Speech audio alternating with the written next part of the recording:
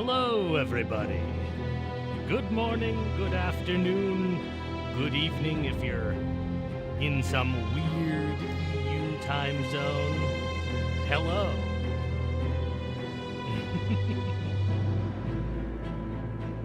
How's everybody doing this morning?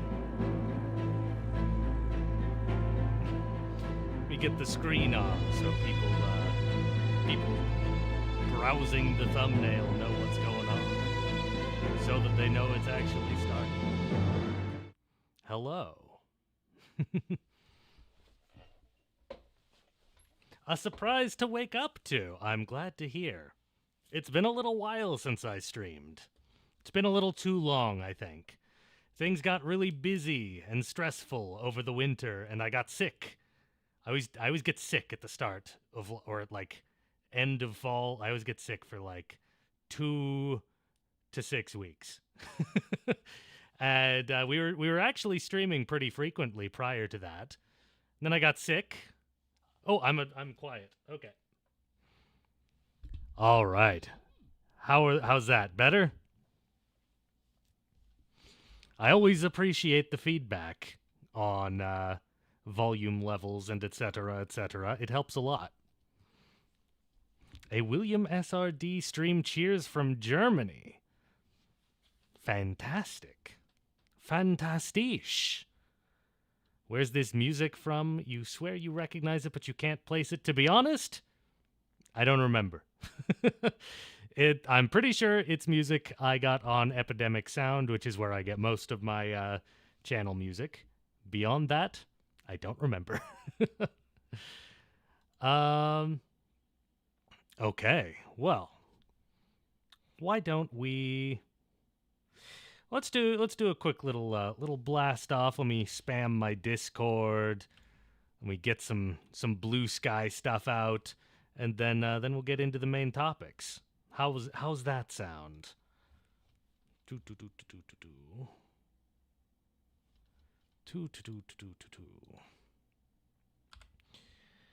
Where are those links?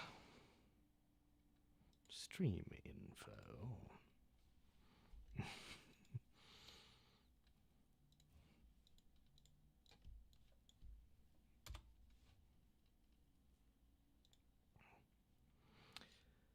Yeah.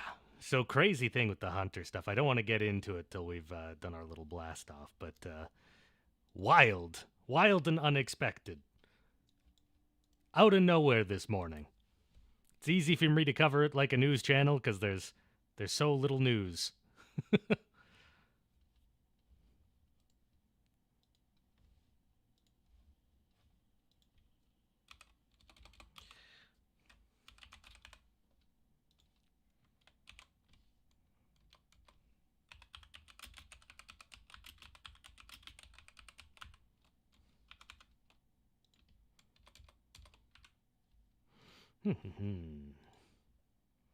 Almost finished.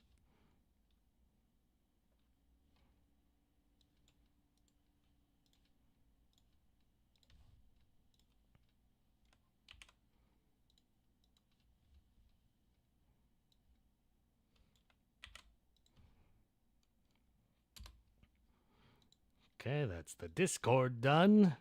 Let me get those blue skiers notified. Those blue skeeters.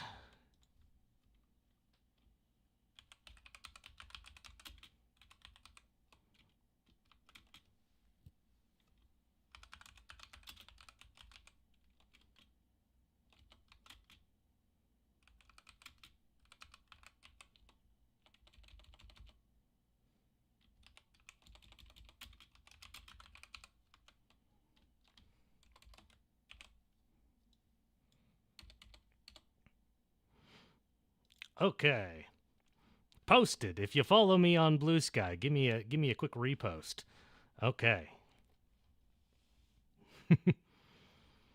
So, let's take a little look here. Where do we want to start? So YouTube watchers, did you notice the thumbnail template has changed? How about that? I had a couple people who said that they would click on my my stream thumbnails because they look just like my video thumbnails, and then they'd go like, "Oh, shoot, a stream instead." And so now we've changed it. Now streams have their own template. They've got their own different thumbnail strip. It's orange. If you're a Twitch viewer, you probably haven't seen any of this. That's okay.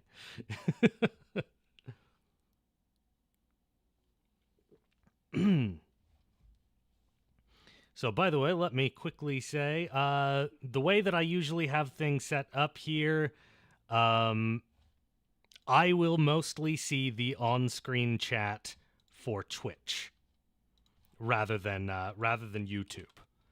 So, if you are wanting to get my attention, I'm going to pop into YouTube chat here, my Twitch stuff. And you can hop in there. Now, let's get into the topic. So, have you guys seen this? There was a botch today for the RoboCop game, which I don't know very much about. It's not a franchise I really watch. I watched RoboCop as a teenager, I remember that. And that was about how far I got with it. You know? And there has been a botch today where they tried to update their game, and they temporarily pushed a different branch of their internal development stuff forward. So they temporarily, for a period of like 30 minutes or so, they essentially deleted their game. The files were still there, so they just re-uploaded it. But they temporarily deleted their own game, and they replaced it with a completely unannounced Hunter the Reckoning game that is super early on in development. It was not ready to be played. But yeah, let's take a second. Let's quickly talk about it. Let me pull up one of the articles I found on it. And let's have a chat. Hunter's one of those franchises that we care a lot about. I am a handsome fellow. Thank you so much. People are complimenting my beard. It's strange because, like, we'll talk about how hot I am later. Well, let's stay on topic for now. So an unannounced Hunter the Reckoning game has seemingly linked, courtesy of RoboCop Rogue City. Oh, is it? There we go. Now it's on screen. Let me adjust my camera positioning here. Actually, no. They've already gotten rid of the update. They've already. It was only live for about 30 minutes. Then they took it down and they replaced it with the real patch that they had actually meant to post. So we have heard nothing about a Hunter the Reckoning video game at all up till now. So, yeah, a RoboCop Rogue City update that lasted just 31 minutes on Steam before it was reversed appears to have briefly replaced the entire game with another one. The build that appeared in its place was titled Hunter, and it looks to be a very early build of Hunter the Reckoning. So, from what I'm hearing, it's not necessarily confirmed as Hunter the Reckoning. It was just titled Hunter. Yeah, it's hilarious, isn't it? What a wild thing. I woke up and saw this all over my social media this morning. I got a couple messages about it and everything. Thank you, by the way, everyone who sends me news about breaking updates and stuff. It is much appreciated. I genuinely welcome it. So yeah, there was a 2002 hack and slash game. I have reviewed it on my channel before. I quite liked it. I quite liked it. It had some problems, but it was good. There has been, as this article says, a recent push for New World of Darkness games. But this is... Oh, hello, Auntie Haunty! Welcome to the stream! We're discussing the leaked Hunter the Reckoning video game. It could be Hunter the Vigil. That is true. We don't know. But being that Paradox has thus far mostly been pushing World of Darkness rather than Chronicles of Darkness, it seems likely to me that this is Hunter the Reckoning. That said, Bloodlines 2, they put everything into that game and it kind of ended up a failure nonetheless. I have not played it yet, to be honest. I will play it at some point, but I usually stay away from TTRPG-related video games until it's actually time to review them. So I haven't played it yet. But all the reviews say it's really bad, it didn't sell that much, etc. So, being that it didn't do well, maybe they are going to open it up to Chronicles. I don't know. If they were going to do it, now would be the time. So we have some screenshots of all this. We got just a bunch of files. Let's see if we spot anything in the files. No, okay. There's not like mbues.exe or something. Okay, that's all we were looking for. So we have some screenshots. Okay, actually, so never mind. The article was wrong. It is confirmed. It says Hunter the Reckoning. It says Hunter the Reckoning, which is big. This is pretty cool. We only have 2 screenshots from the account that linked all this, and it's pretty barren. A lot of things look like they're not in their final textures at all. So this is too early to say very much. Okay, so what's the difference between Chronicles of Darkness and World of Darkness? Chronicles of Darkness was like the reboot of everything. After the old World of Darkness ended, because it was always going to, they were moving towards the end times. It was so linked to a meta plot, etc., etc. The old World of Darkness was always going to have to end, and when they eventually did a sequel, because they didn't want to end the franchise, they did Chronicles of Darkness, which I haven't looked too hard into, but from what I understand, it's less meta plot tied. It's less tied to a specific story. So therefore, you can just tell a Chronicles of Darkness story set in any time. They also took the opportunity to revamp a lot of the lines, things like Changeling. They changed a lot. They took a bunch of the feedback. Razorfine with the 13 bits! The tradition returns!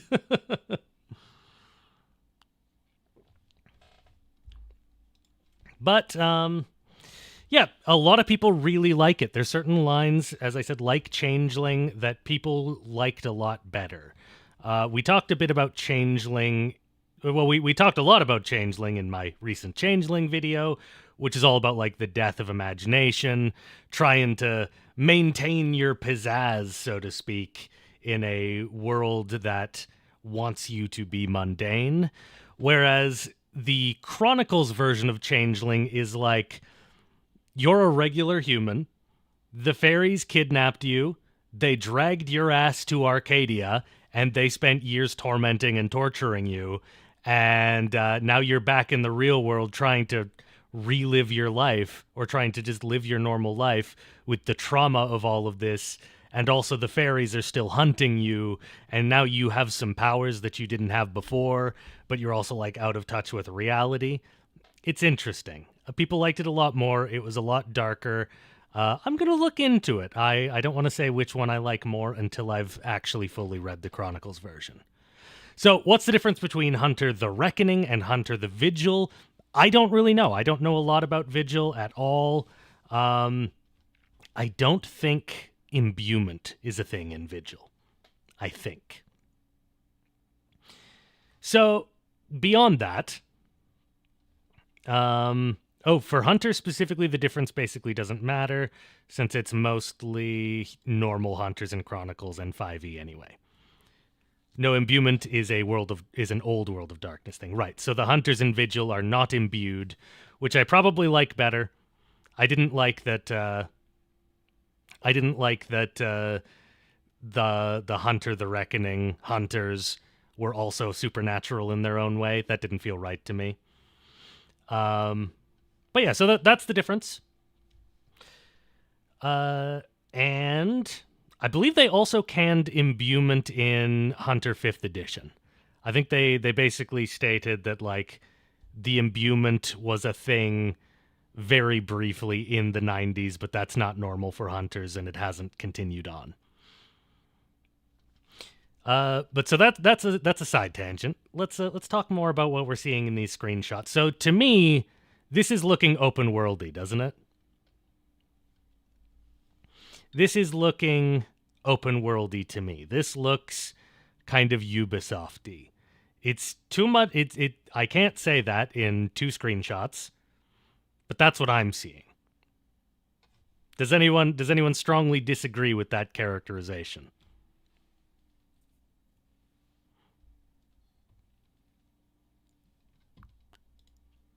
No one disagrees yet. Okay. We're going forward under the assumption that this is looking like an open world game. I cannot state enough how strongly I feel that is a bad approach for Hunter. It's a really bad approach for Hunter the Reckoning. If that is indeed...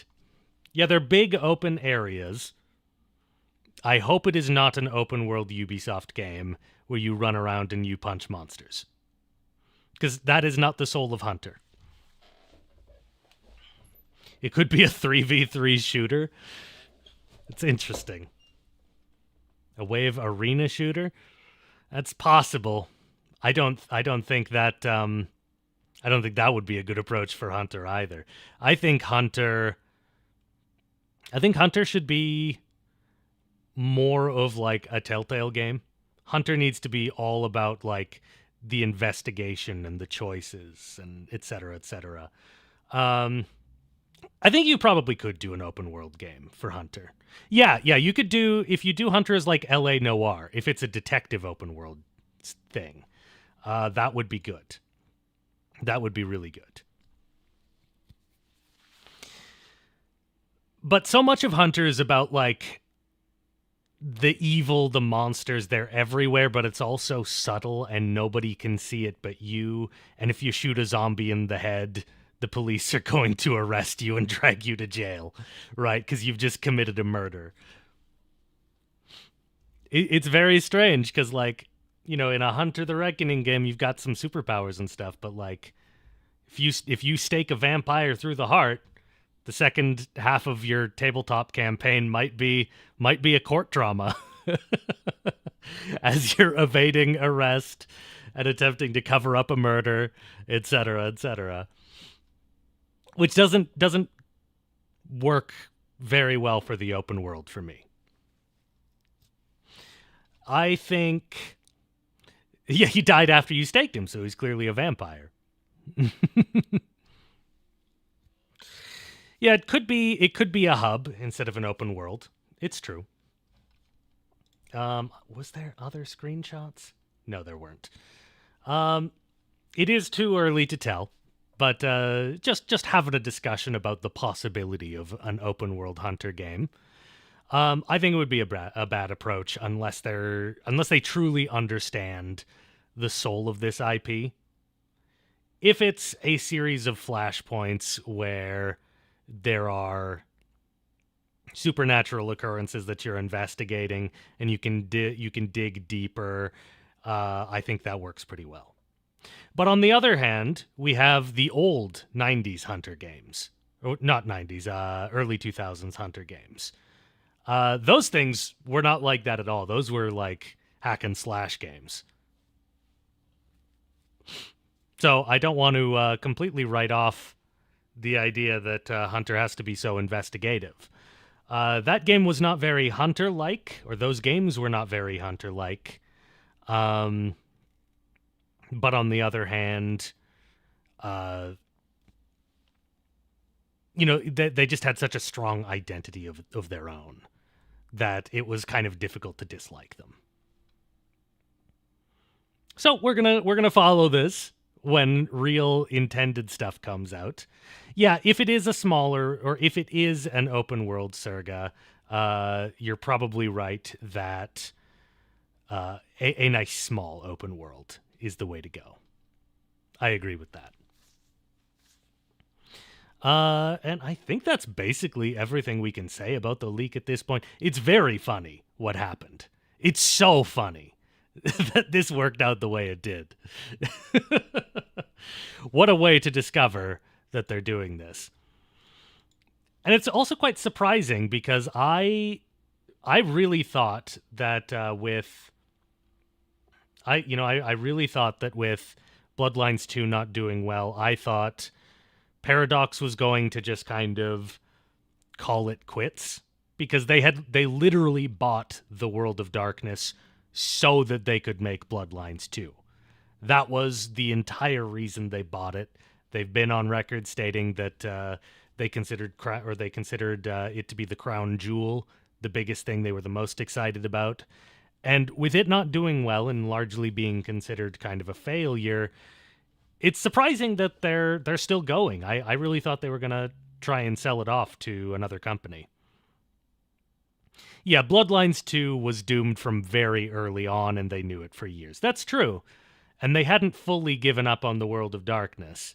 They just kind of had it as a low importance IP for them. Yeah. So let's move on. Bloodlines 2 was done in less than 4 years after having 6 years of bad development. It's true. It's true.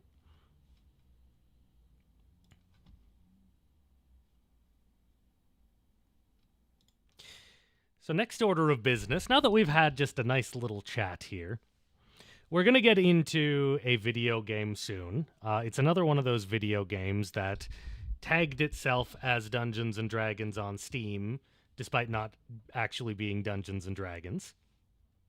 Gonna put all those in a compilation video later this month.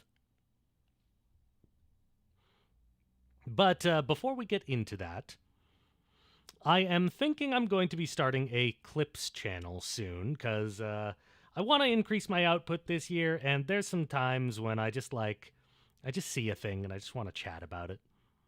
And I want to put some of those clips up there. The channel hasn't been made yet, but I've got a little segment I want to talk about. Got a little segment I want to chat about. Because I found a guy. I found a guy who has some lore. He must have some lore. And I want to chat about this guy. I was on TikTok recently, and I found a guy. Let me get him on screen. Look at this guy. This is a guy who makes cotton candy. He makes cotton candy art on the internet, and he's really good. He's really good at making cotton candy art, but also, I'm going to have to, stop this video at a certain point when the copyright music comes on. I'm going to have to mute it at a specific point. But look at this guy. He's with his cotton candy machine. Oh, oops, hang on. I don't think. Desktop audio. Okay, there we go. Now you should be able to hear.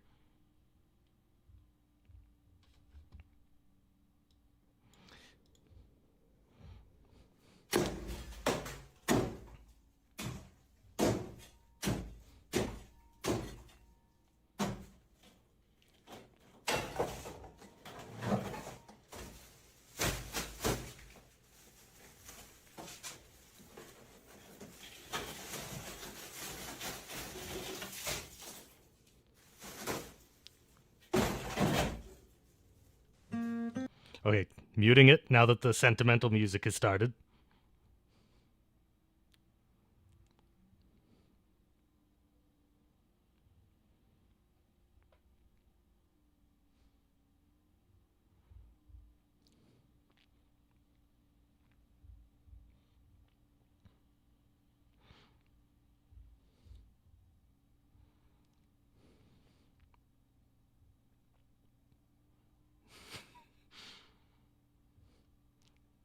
And then he tears it up.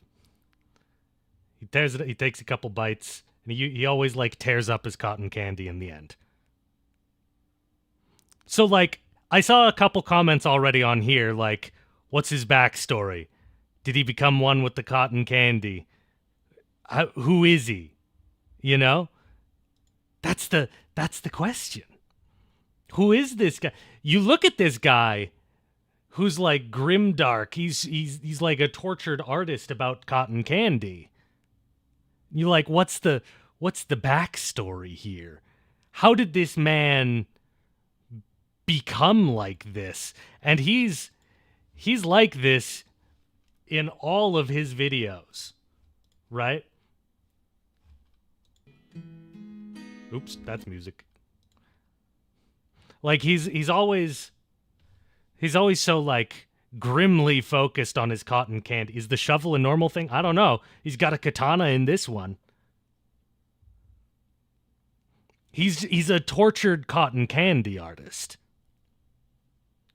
And he makes cute little things that are genuinely quite impressive and cute.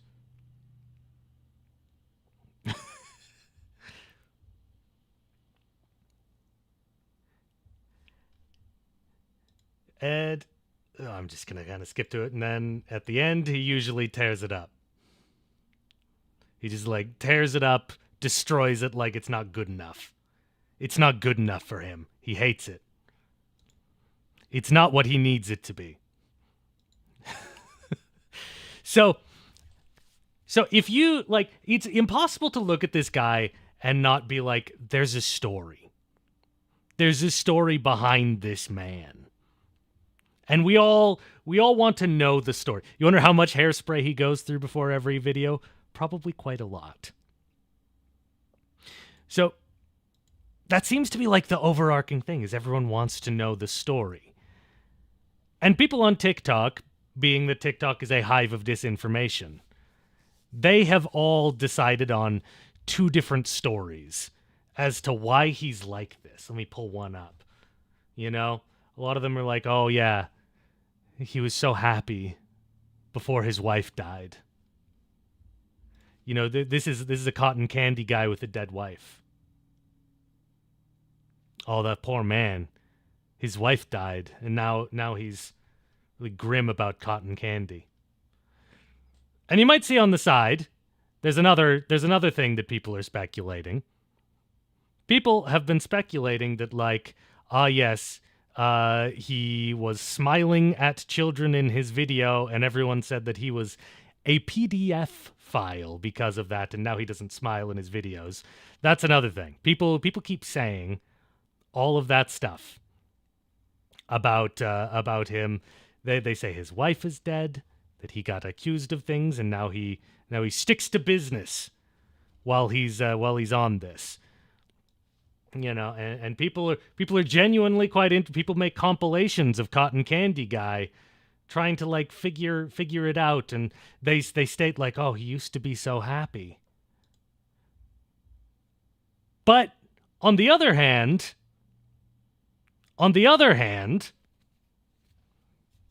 was he though? Because all of these clips where people are showing him, and they're saying that's when he was happy, he's still kind of glaring and serious at the camera. You know? He's not smiling.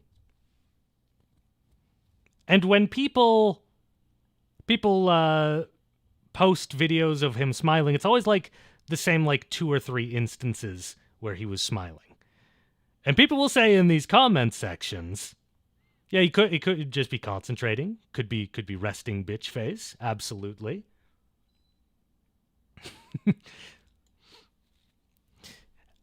And I think that's part of the appeal here, is you look at this guy and you're like, how'd this happen? It's clearly a character. That's where I think it is.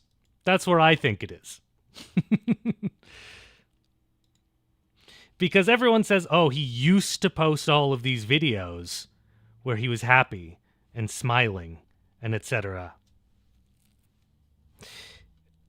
But I've done the follow-up because I went through the rabbit hole.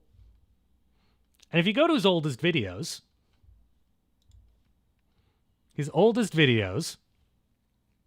already glaring. He's already not smiling.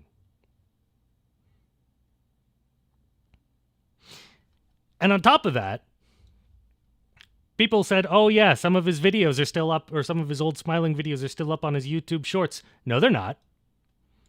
No, they're not. He joined in 2023. He had already started this back then. Right? And I went further. I checked out his social blade to see, like, when his channel seems to have started on TikTok. And yeah, it's like kind of end of 2023. There's like nothing from before that. Yes, that's correct. I don't usually see YouTube chat. Today I'm kind of going back and forth between chats, but not usually. So this man was never smiling. This man was never smiling, which means that this man has invented the greatest bit ever. He has become a guy who makes cotton candy lore, or cotton candy art, and everyone has just decided that he has lore. This is a face of a man who has lore. But there's no lore. There is no lore. Cotton Candy Guy has no story. He was just spawned in like this. It's either a character or a gimmick. He's just good at cotton candy. Let's not pretend it's more than that. He's just good at cotton candy. This is what craftsmanship does for you. Absolutely, you're right.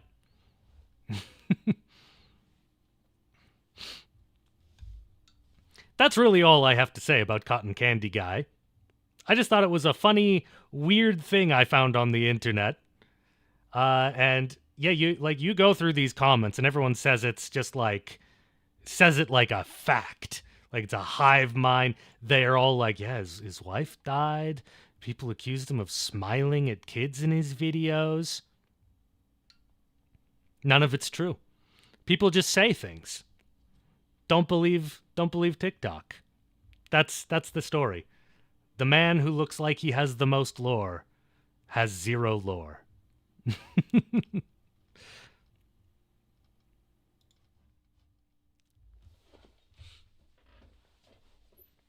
All right.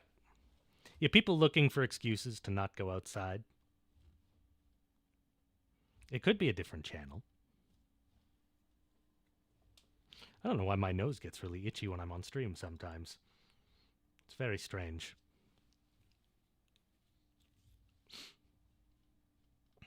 I'm going to be like the red-nosed streamer because everyone will think my nose is always red on stream, but it's just, I don't know. My nose gets itchy when I'm streaming.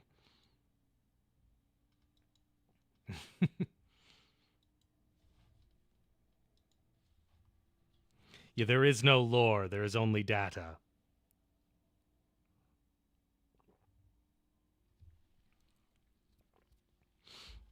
Oh, YouTube chat is saying that they don't have an easy link to the stream on Twitch. So let me quickly add that to the description there.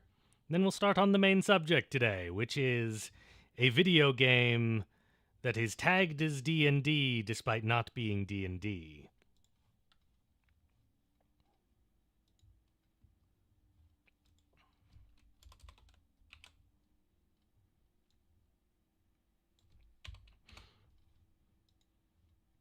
Okay. I have put a link in the YouTube chat, so you should now be able to see it.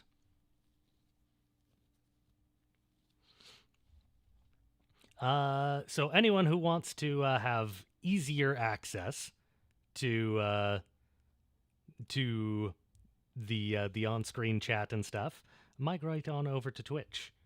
But I am doing my best today to yeah, I'm doing my best to check both chats today.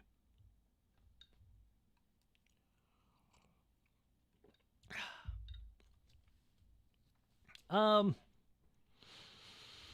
guess before we get into the main thing, why don't we just do a quick little state of the channel, you know? I feel like things have been going on recently. Things are changing a bit on the channel.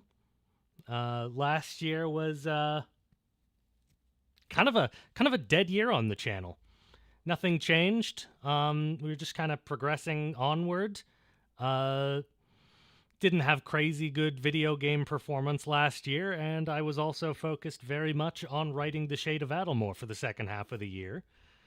So this year, we are refocused on getting the YouTube channel set up. Still doing Shade of Adelmore stuff. It's going very well. The channel is stinky. Yes, it needs more bonkle. You just say things, don't you, Mayu? But, yeah, this year, we're making some changes. You got a ban Mayu. Mayu. Yeah, absolutely.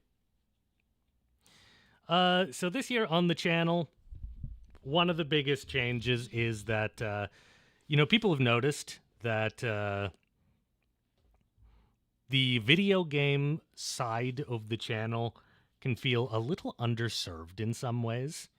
It can feel a little vestigial on the videos.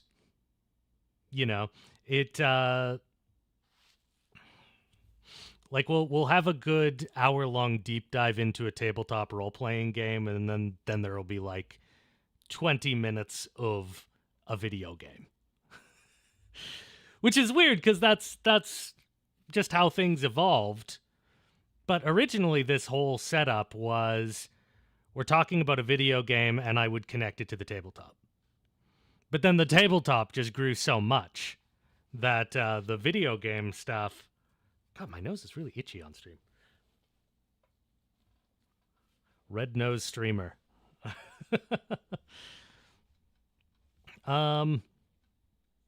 Yeah, so we're making the decision this year that we're not done with video games, but we are now going to... We're going to cover tabletop role-playing games that don't have a video game attached to them. And that's for a couple reasons. Number one being there's just a lot of great stuff to talk about that I would love to chat about that just... there's stuff that's so interesting and cool and amazing. It adds so much context to the industry, but it doesn't have a video game. So that's number one. That's the number one reason.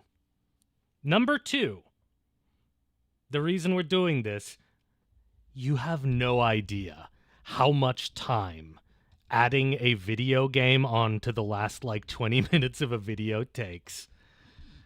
It's insane. I can read and research a tabletop system in 3 days, 5 days. Whereas if I'm adding a video game, if I'm covering a video game with these systems, I'm a slow gamer, you guys. It takes me 1 to 2 weeks. It takes me 1 to 2 weeks, and that gets added to the time on the video. For a part that is vestigial, that's at the end, that most people don't watch anyway. I think it just makes more sense to be able to upload more frequently, but to talk mostly about tabletop stuff. That's why most people are here anyway, really. It's why most people are here. But we're not gonna give up on the video games. We're not giving up on video games completely. There's a couple that I really want to talk about, and I've also found that covering video games, when we're covering more the production side of things, it can be really interesting to discover topics that we never would have learned about another way. You just pick a random video game with nothing going on, and you deep dive it, and you learn amazing stories that you didn't know needed coverage. I don't know where the channel would be if I didn't cover, Dungeons and Dragons Heroes. That random, rip-off of Baldur's Gate Dark Alliance. And what a story of corporate feudalism we uncovered when we deep dived into that. So I don't want to give up on video games completely, because you learn a lot about the hobby and the structure of things, and you discover stories that you didn't know needed telling. And then there's also random obscure ones. Let me put one on screen in a moment here. There's random obscure ones that you're just like, what the hell is this? William, tell me what this is. And the answer is, I don't know. I'm going to have to figure it out. And it's got like a tabletop system and everything. Let me get it on screen here.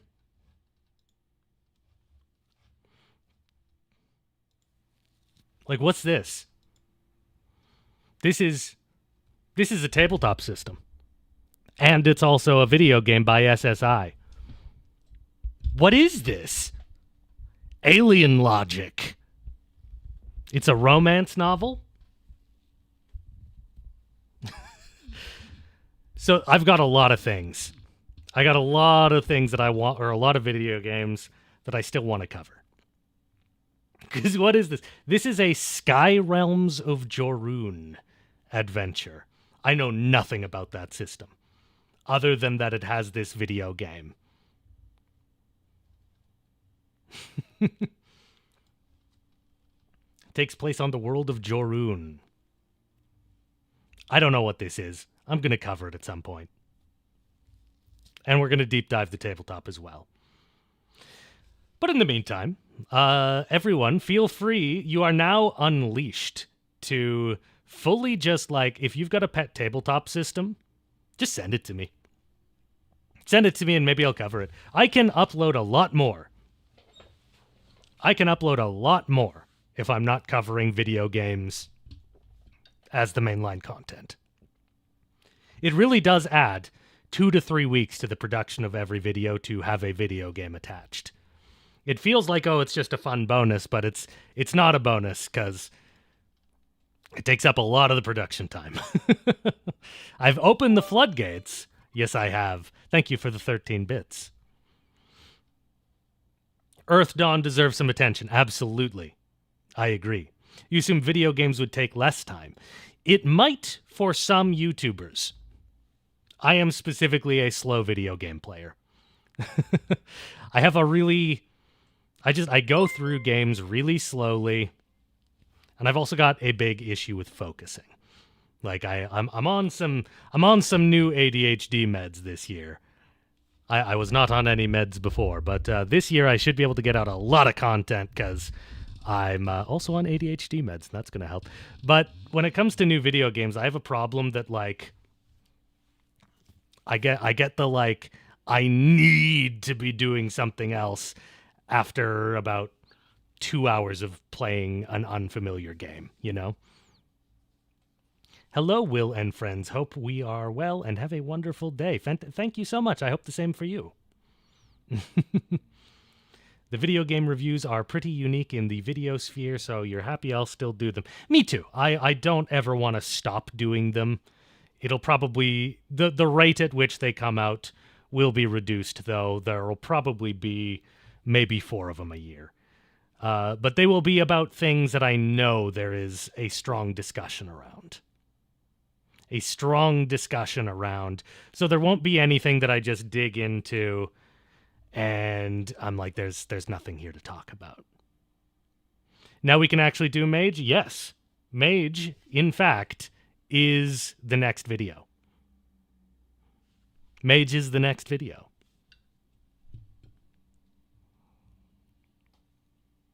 It was voted on.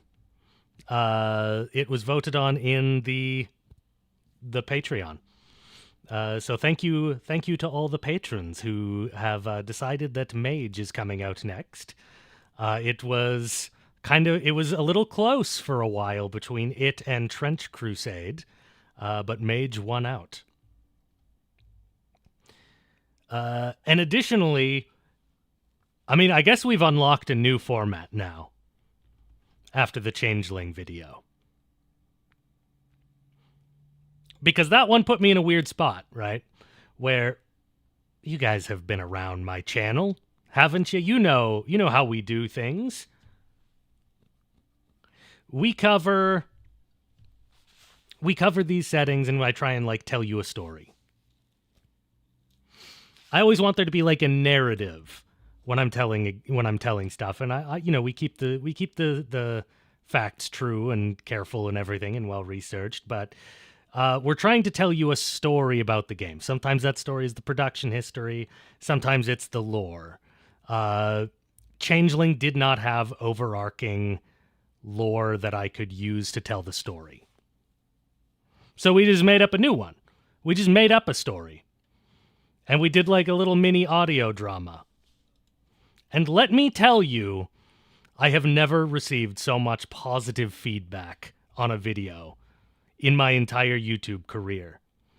That was the nicest comment section I have ever seen.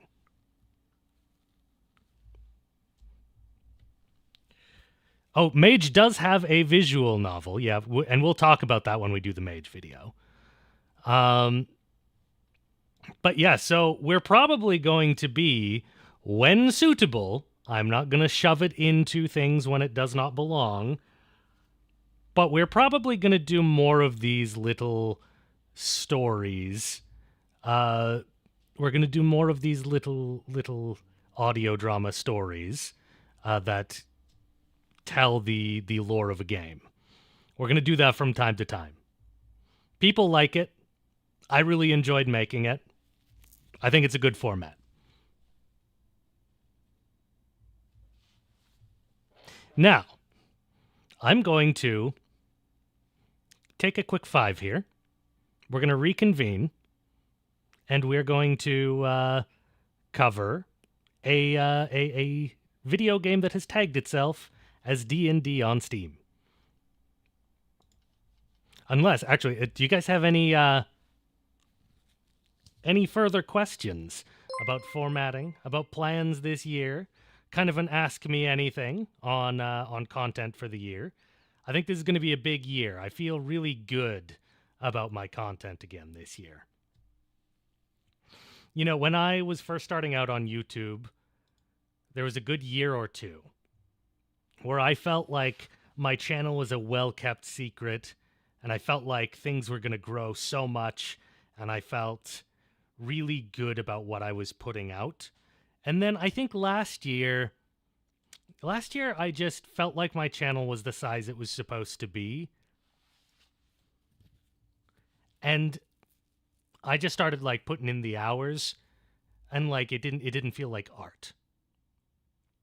This is the 7th time I said I was going to play the game. Is this going to be tacked on at the game? Yes, just like my videos, the video game is tacked on at the end.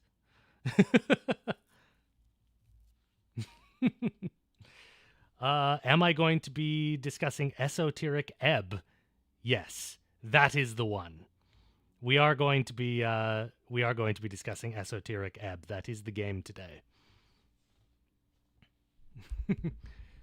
But yeah, any further questions about content? Oh, right, I got interrupted. I was saying, yeah, I felt last year very much like my channel was where it was supposed to be, and I just had to keep going.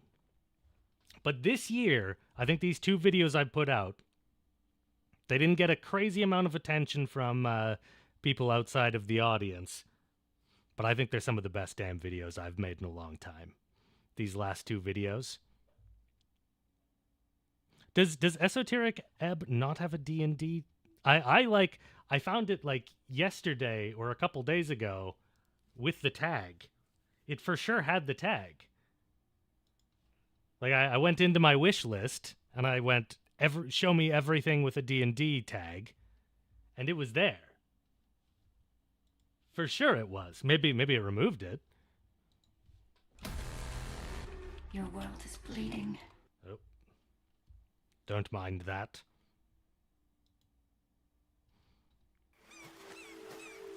I'm on the page again. Yeah, no, it has the tag. It has the tag Dungeons and Dragons on it. Yep.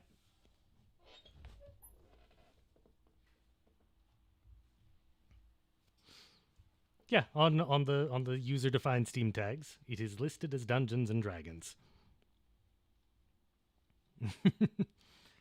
um, okay, yeah, sorry, interrupted again.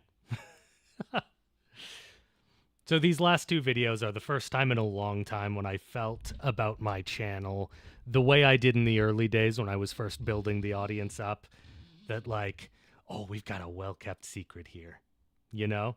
Like, we've got some really cool content here that more people are going to see, like that people need to see.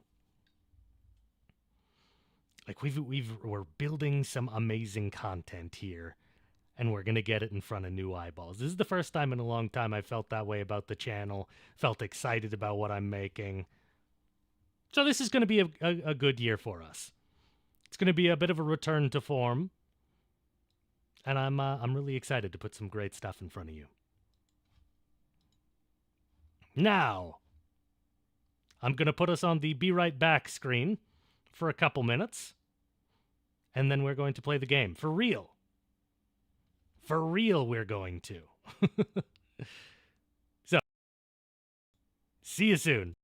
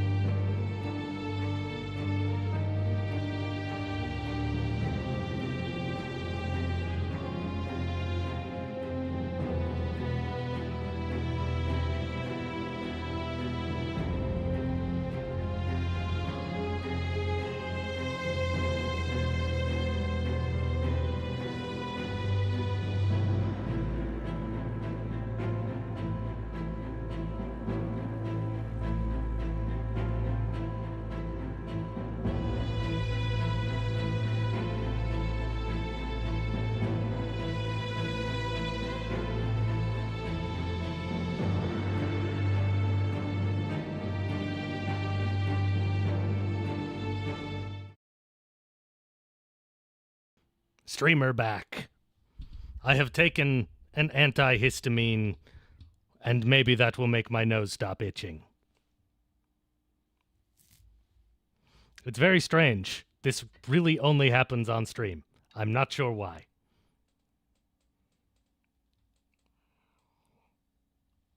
Streamer jump scare. That's what they call me. You know, I was getting the stream together earlier, and I was actually going to be doing this stream like an hour earlier. And just as I was almost set up, oh, you got hit with an ad. Rip. Rip. And just as I was getting everything ready, and I was getting closer to starting, suddenly the building fire alarm went off out of nowhere. So I scramble, get my girlfriend up, grab our cats, which is a struggle because, you know, the cats, they hide when the alarm goes off. And so I had to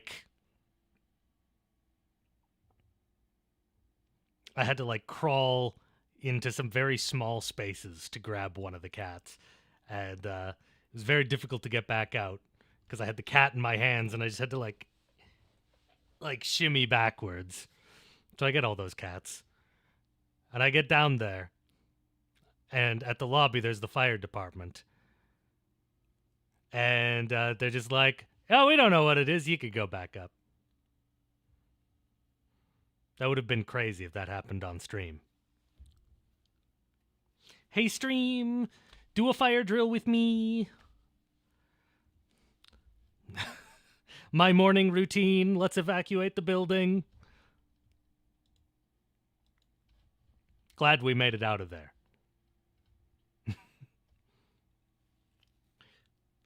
So, Haunty, how did you know it was Esoteric Ebb?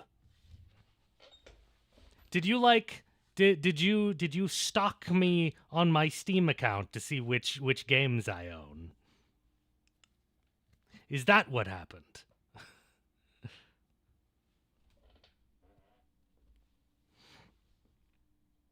I posted an image of it on Discord.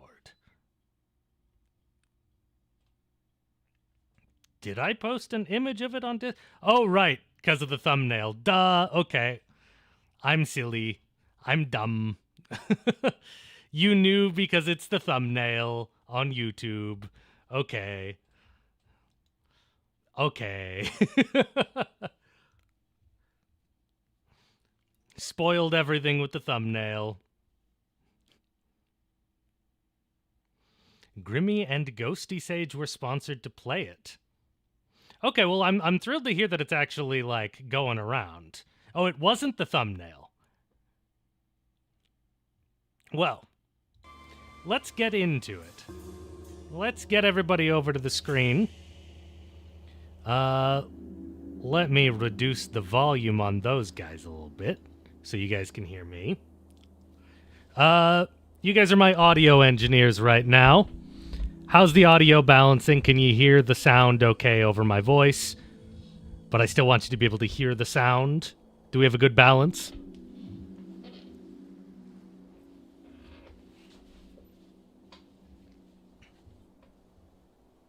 You can't super hear the game. Okay. How about now?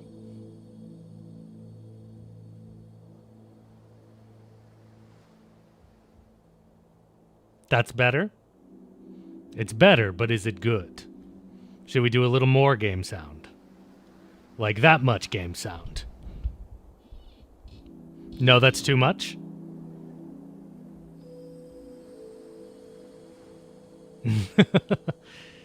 That's too much. Okay. It's good. Okay. All right. So, we're going into this blind. Let me adjust the camera. Going into this blind. I don't know anything about this. Other than that it is it is tagged as D&D on Steam. And it has kind of a nice art style. So, let's get exploring. Press any button. New game. Esoteric Ebb. Ooh. Ooh, I'm some kind of thing. Background focus. Troll killer.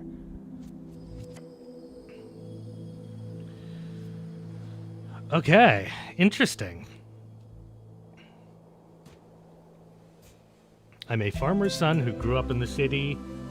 Of course you'd be an outcast. It took time, but eventually you figured out how to cope. Troll killer. You don't remember how your father died?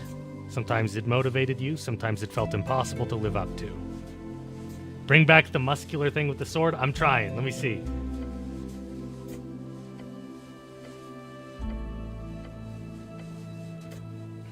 Oh wow, you've got a lot of backgrounds here.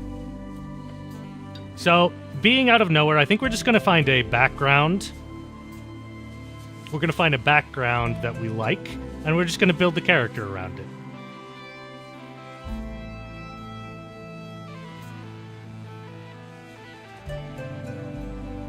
So, punching bag, troll killer, kiosk kid. We sell newspapers. We're a lore enthusiast.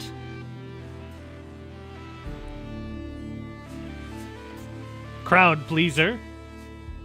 We picked up on the slang and radical terminology, doing anything to get real friends. Your mom was a farmer. You were a novelty to them. The boy who would do anything for their attention, for their approval. After 2 or so years, you got quite good at it. As Gaullist activist, your friends soon introduce you to the rebellious belly of Norvik. As a teenager, you spent years spreading chaos and worse, dwarf propaganda. Being a lore enthusiast would be a good fit for the channel, that's true. An Earthguard recruit. After your arrest, there wasn't much arguing about it. 3 grueling years in training, drilled on the city code and virtues, but you survived. One friend. You really ever only prayed for that one thing during these lonely years, but the gods did not answer. So you learned to manage, as always. Acolyte. Your knack for scribing things got you a promotion to the clerical duties. You showed deep devotion to the divine city. Joining the towers is an honor bestowed upon a few. It's also a terrible challenge. Arcane prodigy. Palace pawn. As a rising talent, you often found yourself midst the politicking before superiors. Despite your best efforts, it never ended well for you. Faithful harbinger. There's something wrong. Praying to a dead god whose whispers linger in the air, slowly fading. Esoteric expert. You spent most nights seeking esoteric insight. A lonely life. Your findings were unwanted by those in charge, yet you did not stop. Revolutionary scribe. Disillusionment. A city with ideals not upheld. Abject apostate. No one likes you. No one likes you, which is why they have not liked the video. They can fix that now. They can fix that now by liking the video.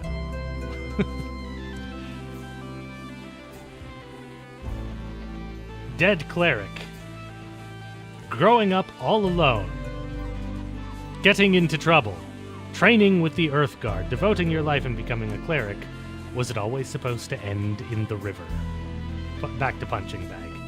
So someone said lore enthusiast is good for the channel. I can get behind that. But also, don't we want to be the harbinger of an old god? Don't we?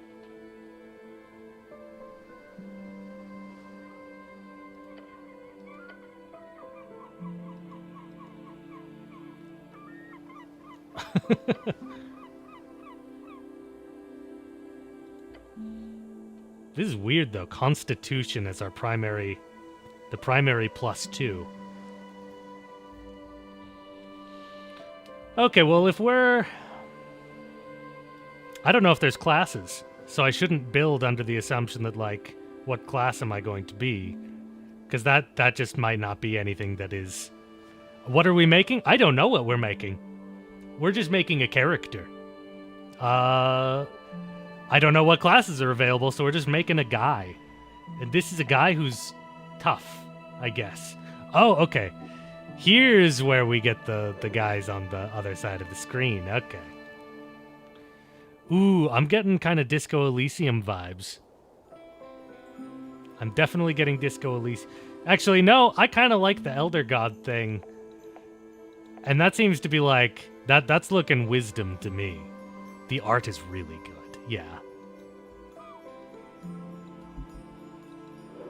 So maybe we want to go Esoteric Expert. We're going to go into the wisdom.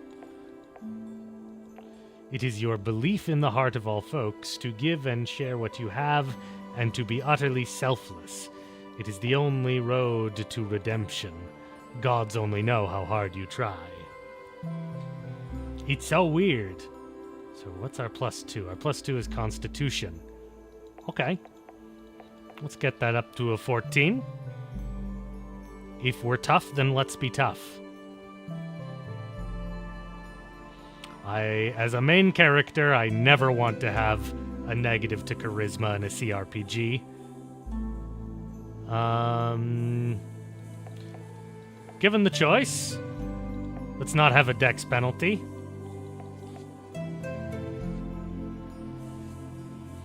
I won't be strong at all. And I'll be a little bit dumb. Uses. More spells. Empowered spells. Okay, hang on. So, this isn't D&D. This is not D&D. So if I'm a caster, I should have both intelligence and wisdom, by the looks of this. So let's make some changes here then. Is this part of my armor class? No, it's not. Dex does not appear to be my armor class, so it's probably kind of a dump for me. Uses. Hit points. Esoteric Connection is from Constitution. So having a high con makes elder gods like us more. Or something. So we're not going to dump that. Oh man, I don't want to...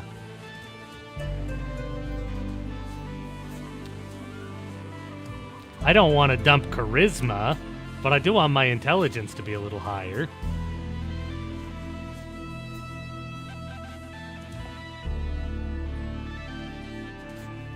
Do we go 16 wisdom?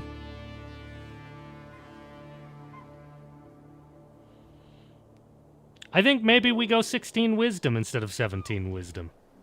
That goes against all of my gamer instincts.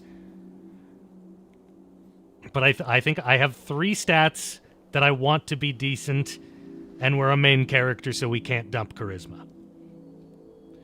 I think maybe I drop dex even more. Yeah.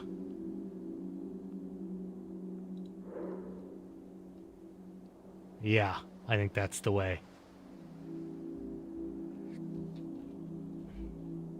Well, I have charisma when I can punch everyone until they can't disagree with me. It's a good point. 5 days until the first ever election. An explosion erupts at the heart of the city. No one wants to deal with it, so they send you. The weakest cleric, one with incredibly deep esoteric insight. Complete your quests in any order. Don't be afraid to make interesting choices, and remember to love everyone no matter what. That seemed to have been a wisdom pop-up. The campaign will take you from level 1 to 6, so we'll play 5 to 8 sessions. Okay. Only 6 strength? Just avoid going solo in the dungeon, they say. Speak with dead. I grant these... Okay. We're going to be a good gamer, and we're going to read our spells. You grant the semblance of life and intelligence to a corpse of your choice within range, allowing it to answer the questions you pose. Oh, wait, no, this is just a loading screen. This isn't my spell. This is just a loading screen. Okay. I'll read my spells.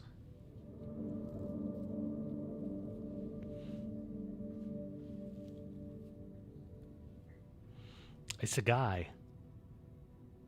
Speak with Dead is always the first loading screen. Okay. Is this me? It's Jor. Truth and nothing else, a voice declares. This is very Disco Elysium. What is your name? Intelligence tells me that my name is Ron. Roggen.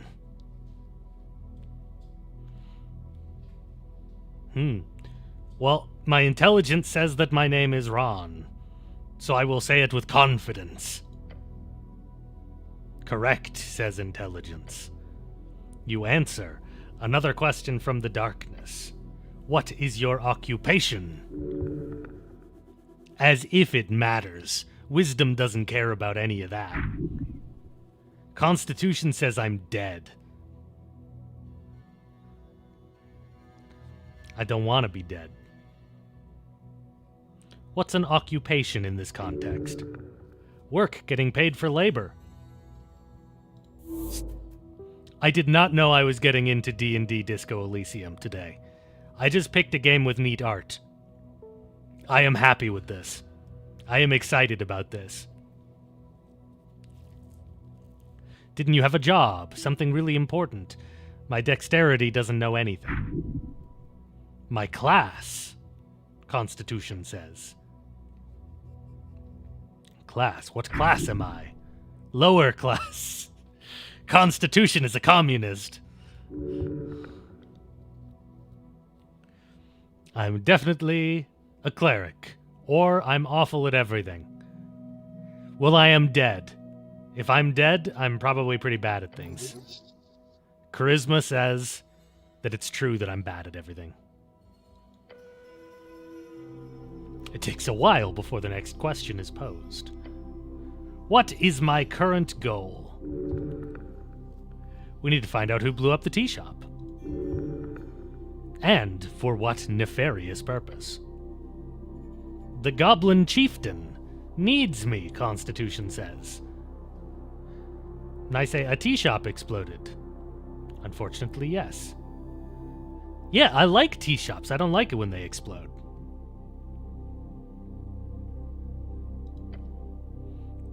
Wisdom likes tea as well.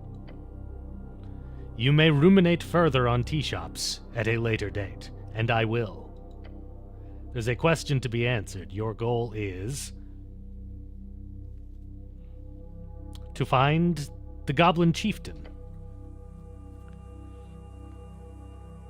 Is that literally my gut talking?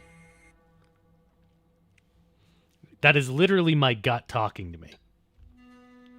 What's your gut say? My gut says I know it to be true. No reply, no feedback. What is your political affiliation? The question strikes my entire consciousness, sending it spinning. If you care for your fellow, vote for the Asgalists. It is the duty of the powerful to lead. That is you, no one else.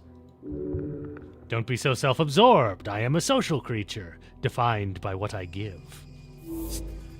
The Freestriders, maybe. Then again, you're no revolutionary. Things just move too fast these days. Elections are. They are. Oh, they are ridiculous. Why is my gut a Cthulhu deity? Strength says I should be an armed nationalist. Sorry, honey, my biceps say I'm a fascist now.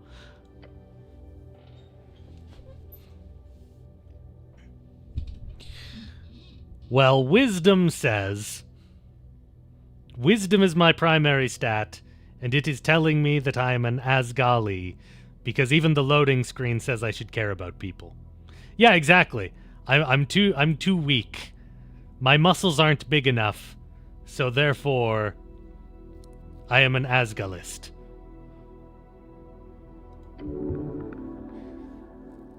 Life is a struggle to alleviate oppression. The exiles know this well. You have supported them in the past. Time to do so again. The voice is fading. This is the end. The final question. How did I die? Drowning in the river, says Constitution.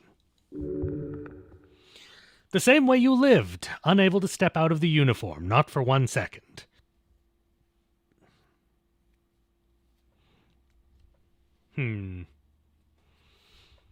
Neither of these seem to be the answer. I fell into divinity. That sounds poetic.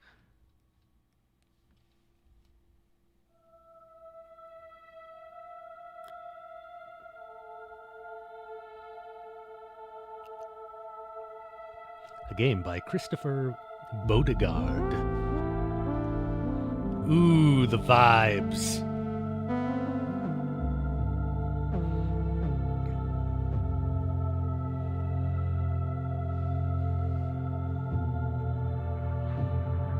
Okay.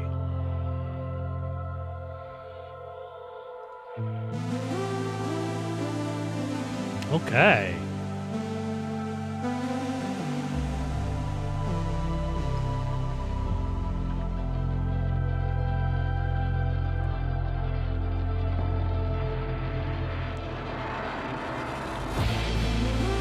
Swedish game got hands.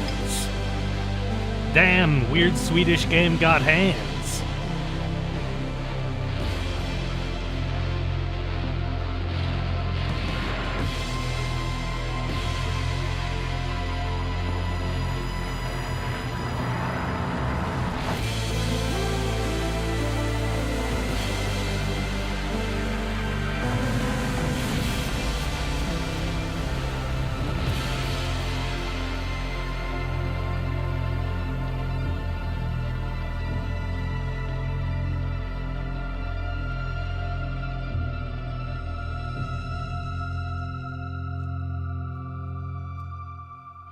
Here I am, with the apples.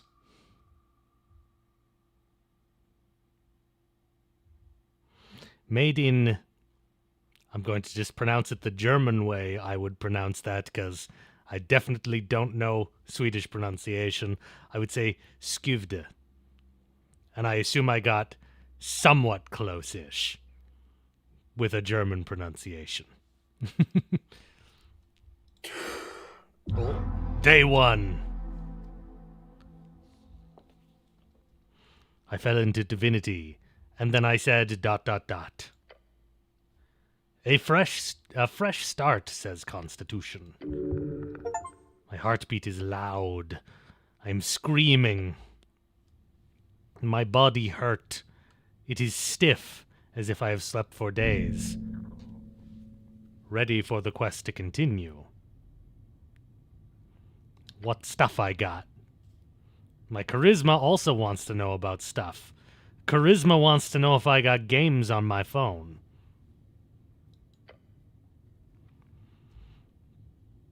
I search my pouch and my uniform. I am panicking. I am sweating. No spellbook, no mace. Face it, you've been robbed.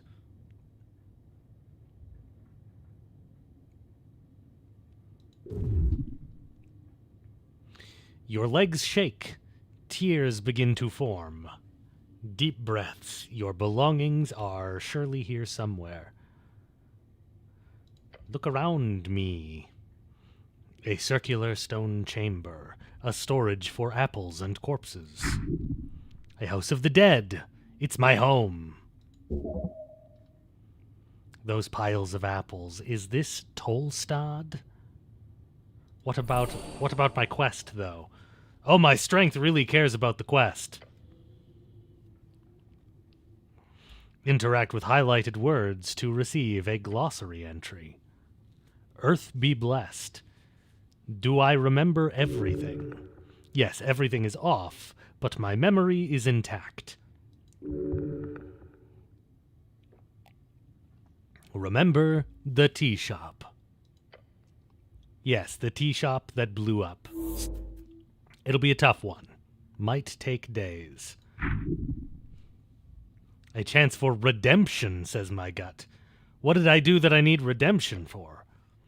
Insubordination. Inconstancy. Light apostasy. The words live inside of my bone marrow. How much time do I have? Until the election in a week, which is in 5 days. Well, that's a business week. That's different. Time only advances when I make new choices in dialogue. Oh, God.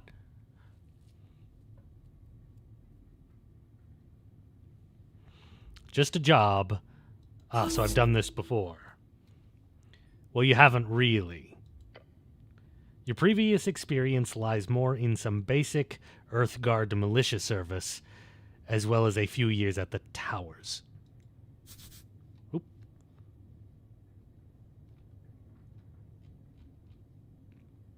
The towers are the home of the Order of the Arcane Clerics of Norvik, also known as the OACN. Clerics. I've spent 12 minutes talking to my internal organs.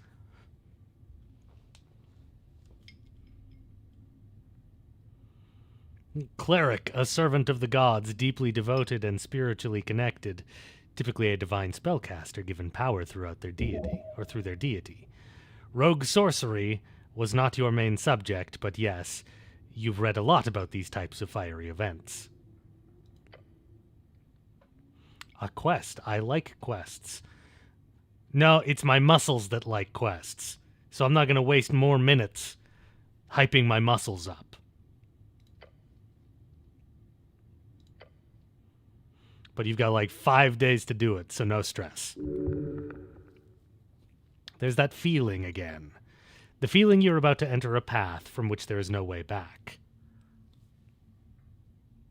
That doesn't sound good. Good or bad, you won't know until you've reached the end. Fate will guide me to something. Oh, I've lost an HP. And now I feel dizzy. The weight of the Earthguard uniform, a dull pain takes hold. I require healing. Am I winning, co-host? I am, because today's game is Disco Elysium but Dungeons and Dragons. And that's a win. I must consume an apple. Now, says my constitution. At least I had a high constitution. My mind forms a trail from one cross to another. You know not why you stand among these apples, but you know everything else that has gone wrong in your life. With low constitution, you can die rolling a -4. Oh, God.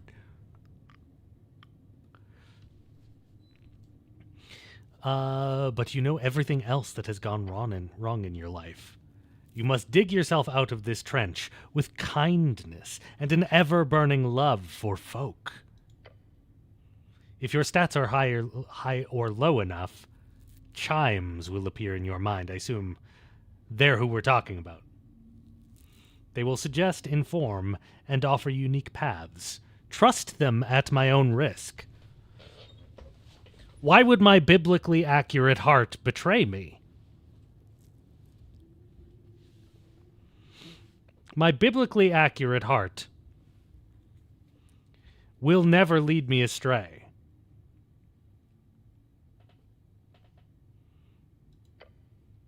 It is a lot. Do not let that break your spirit. Gained experience. In a world of redemption lies at the end. All you have to do is retain exactly which makes you truly and unimaginably good. We're gonna be the goodest boy. This whole game, we are the goodest. I'm so very confused. One step at a time. And now we're going to get going.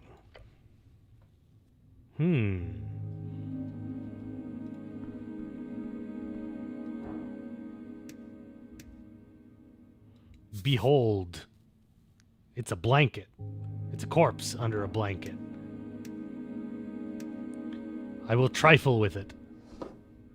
Ooh, I found an apple. Found some crowns. My gut told me that I should eat an apple immediately. Yum. Earth crowns, the official currency. Is this going to be like Dark Souls where I need to read all the item descriptions? I can figure that out. That'll be okay.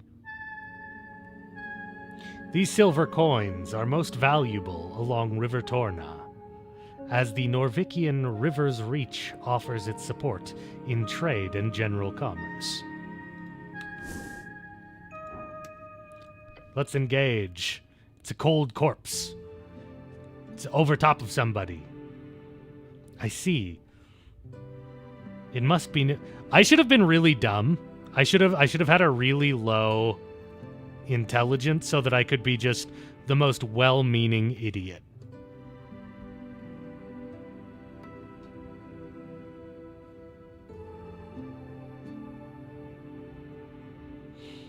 Sir, you can't sleep down here.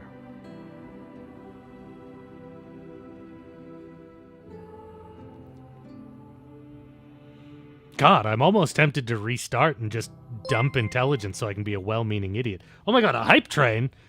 Some subs? Thank you so much, Janissary Cat. 10 tier 1 subs. Thank you so much. You rule.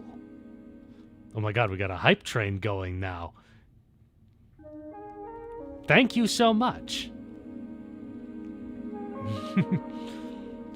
Okay. Cold corpse, no response. He's too still to be alive.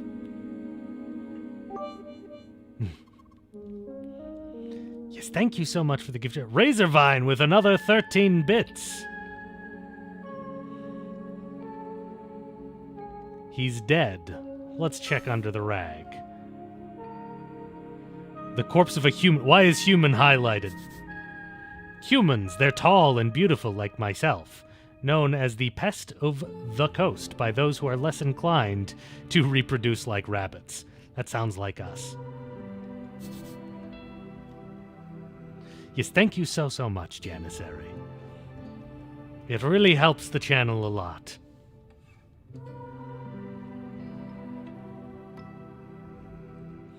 The coast, also known for Jor's Realm. It is a strip of land divided into 8 bands. The further inland you go, the closer you get to the infinite wastes. It is theorized to be a ring or half-sphere due to the bend of the horizon. The bands, an esoteric divide, splits the circular coast of Jor into 8 areas, commonly known as bands. Each band has unique esoteric and natural traits and stretches from the coast to the infinite wastes. All right, tell me about the esoteric. Esoteric, the magic of Jor and his strings. The coast is infused with it. Who is Jor? I'm going down a Wikipedia dive right here. The name of our realm, also the name of the legendary wizard who created it. He died during the closing at the end of the Gate era. Tell me about wizards. A book-learned arcane spellcaster typically plays Jor's strings by memorizing and executing esoteric rituals and chants.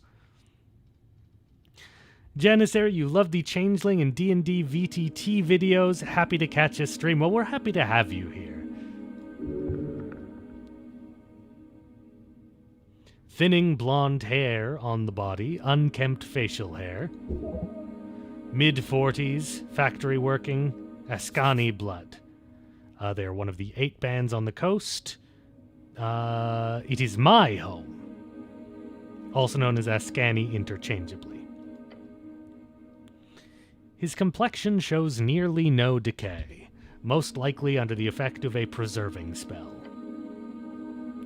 The DC of a dice roll is determined by how challenging the roll will be for you. If you select a die roll and then roll a 20-sided die, if you get the same or higher. Okay, just like D&D. Examine him closely. I'm smart-ish.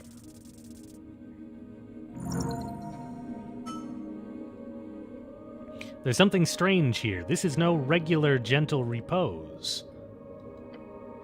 Look close, but do not move the corpse. Lean in and look closer. Harsh scars cover the skin. Signs of being either a hard worker or a careless worker litter his skin. Cause of death appears to not be directly visible. No blunt trauma either. Considering his age and the shape of his body, the man most likely died of a common disease or internal failure. That's pretty broad and pretty vague.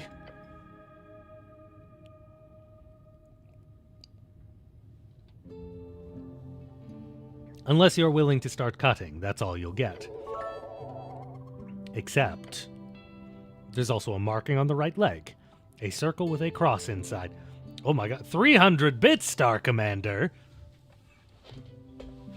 300 bits! That's a lot of bits. A circle with a cross inside. You recall, that is the marking of PR, potential revivification. More gift subs? This is getting out of hand, you guys.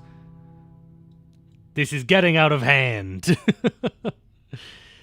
Thank you so much, Nemo2342. Ayo! We got lots of gift subs here. We're on a level 4 hype on Twitch here. Oh my goodness. Streaming is good. Do it more. I would like to. This game is honestly, it's grabbing me. So we'll probably finish this game on stream over the next little bit. Okay, wow. Thank you so much, guys, for the support. This has been amazing. Yeah, protection from ads. It's very nice. Save everyone from them. Yeah, I definitely do intend to be streaming more. Now that the busy stuff is over and out of the way. You've played 90 hours of the demo. Wow. Okay. This is the marking of PR, potential revivification. So this guy can be revived. It seems so. He most likely died during care and was granted immediate gentle repose. However, he clearly did not have an RF, a revive fund, nor did he have family members with enough cash already. Okay, so you gotta... when you die, they'll draw a mark on you so you can be revived, but you gotta pay. Type of life insurance. Monthly payments are made to an account. The resurrection of fallen. The act of returning a dead person back to life. From a weak revivify to the legendary true resurrection. A 3rd level necromancy spell. If used within 60 seconds of death and the body isn't too ruined, the target is brought back to life. Fair enough. I already looted him. Is it okay to loot him? My dexterity says yes. As long as he doesn't, wake up or anything. If you can suffer the loss of moral integrity, but I already looted him. I didn't know that was bad. Now my wisdom doesn't like me, and my wisdom's my best friend. Not like he'll complain, but don't go talking about it. Grave robbing is frowned upon by some, even in these enlightened times. Okay, so we're not going to do any more grave robbing after the first one. Because my stats don't want me to do it. So I could revivify this guy. Yeah. But why? A 3rd level spell is a valuable resource. Why waste it on some blue-collar corpse? My wisdom says do it anyway, because it would be nice. If you can, always save a life or bring it back. That is always the right choice. Intelligence disagrees. Ignoring the fact that you cannot simply spend your power on any old fool, there are also a million outcomes to a resurrection that could lead to a negative outcome in the world, despite my good intentions. Good intentions build a better world. Biblically accurate heart says it's fine, so that means it's fine. Okay, so who is he? He's built like a sarcophagus. He's just a dead guy. Why is he here? This is a lich house. A mortuary. A holding space for dead bodies. It's a morgue. Ah, but during times of undeath, they are super heavily guarded. I should stop bothering the corpse. What spells I got? Cure wounds. And it heals 1d8 plus my wisdom. I don't think I need to do it yet, because I've got apples everywhere. There's another apple. Let's take it. No cantrips either, yeah.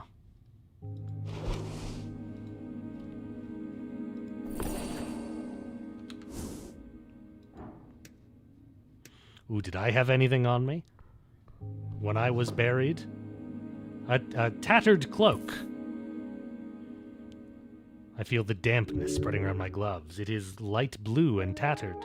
It was once mine. Please don't, it's disgusting. I probably shouldn't wear it, because I don't need the thing. Okay, we're opening the hype chest we got on Twitch here. We got a wave emote. Look at that. Look at that. New wave emote. Wow. Wow, look at that.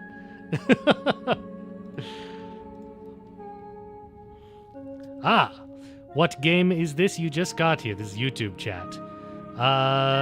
This is Esoteric Ebb. Let me update the title on YouTube chat.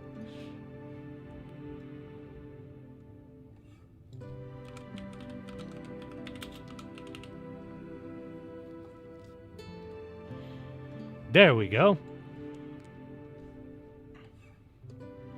Okay, back to Twitch chat. I should wear it. It was mine, so I probably should wear it. Let's wring out the water, see if that makes it better. It smells like salt water. Well, it's because I drown. Weigh it. It's heavy. Should I wear it? No. I'm not a rogue. Sorry, the word "I'm not a rogue" is not in your vocabulary, actually. Let's rephrase. That's not one word. And dexterity, I don't even know you. See, that's what a good rogue would say. You reach for your fancy red pouch of holding. The cloak easily slips inside into an extra-dimensional slurp. I can fit so many items into this thing. Yes, you are very lucky. They're like 1,000,000 crowns on the market. Crowns, are they? Yeah, okay, we saw that through the inventory screen. This kind of magic item can go upwards of 10,000 crowns. It's not yours, though. It's the city's bag of holding. The people's bag. You can't just use it for anything. Equipping items temporarily alters my ability. Okay.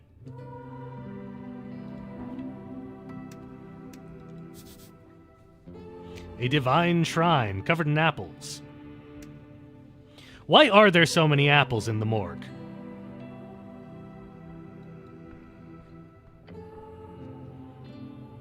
Shrine of Earth. Earth is my god. The color is faded. The monument is hollow, void of life and divinity. And worse, it's covered in rotten apples. Yeah, it's kind of messed up. It's kind of messed up that they'd leave a shrine with rotten apples. Are these rare? No, they're all over the place. Why is it in this state? Strength doesn't like it. This is not the worst one we will see. You have to fight hard to keep Earth's dream afloat. The city is lost, but it is not yet lost. This is giving me a headache. I'm going to remove the apples. Let's clean off the shrine. It does not take long to move some of the nasty apples away from the front. A small improvement, but big in the heart. Can I pray? To what? There are many gods listening to our prayers, always. I see, so my muscles are monotheistic, but my heart belongs to the pantheon. Just remember that they might not respond so clearly. So I can pray to some random god. You may pray as you wish. There's an internal element to it that is appreciated. A remnant of blindness and decay. I'm going to kneel before this altar. The shrine towers above me. My constitution says I feel small. To cast spells, I must first prepare them at shrines. Okay. Prepared spells can be cast when the cleric has a reason to do so, either in or out of dialogues. Each cast expends one spell slot of the corresponding level. What gods are there other than Urth? Urth seems like my muscles are really into it, but I'm more of a heart guy. Many, I know a few.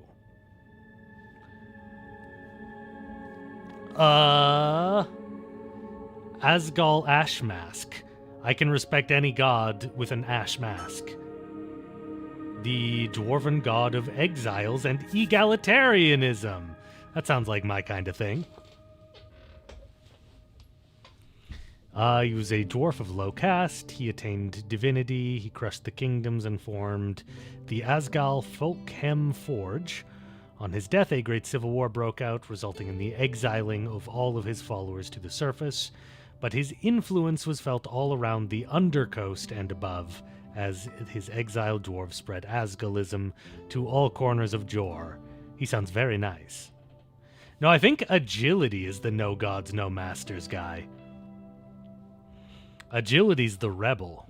Dexterity, I mean. Undercoast is the undersea coast. It's the same place but with dwarves. The gravity is reversed down there. Dig down far enough and you'll eventually gravity flip. Interesting.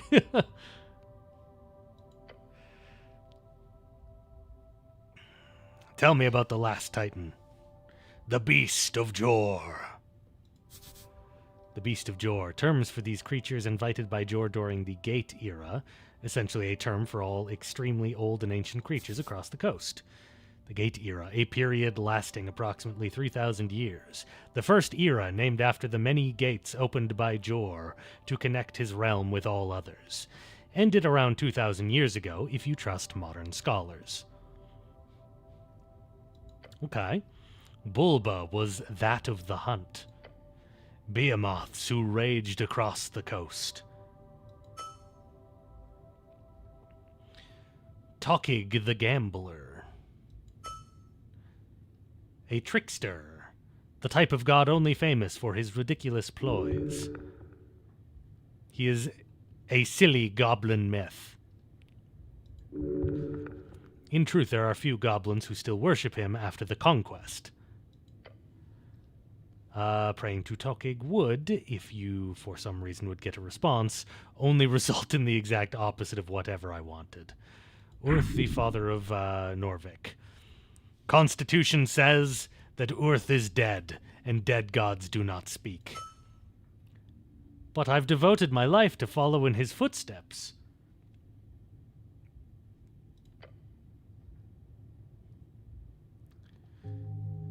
I'm going to prepare my spells. To the right, you may review a list of all my available spells. In order to cast spells, I must prepare them by approaching shrines, which are scattered around the city. I bet some of those papers around that we've been seeing are probably spells.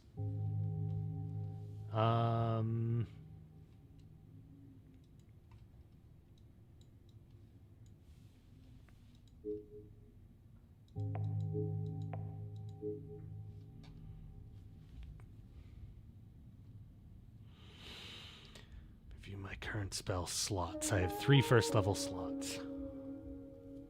Okay. Okay. Yep. Makes sense to me. Now I want to actually pray. I stare at the chiseled monument, and I focus my mind. Oh, the list of gods is based on my stats, so there's a bunch of other gods. Okay. I take a deep breath and begin my prayer. And tranquility. I'm going to contemplate the tea shop. Let my mind go through the basics of what I know. It was destroyed in the middle of the day. Minor injuries were reported. My goal is to enter the tea shop and investigate it properly. That is it. I'm going to contemplate the election. My first election. My vote won't matter.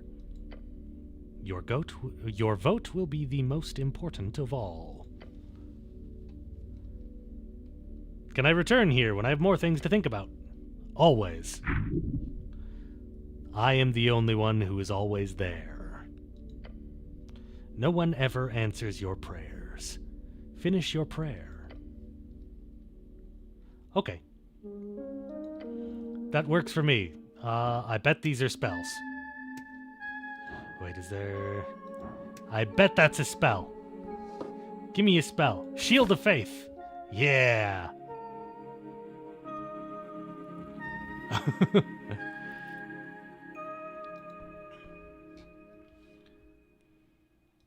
What's this? A voting card.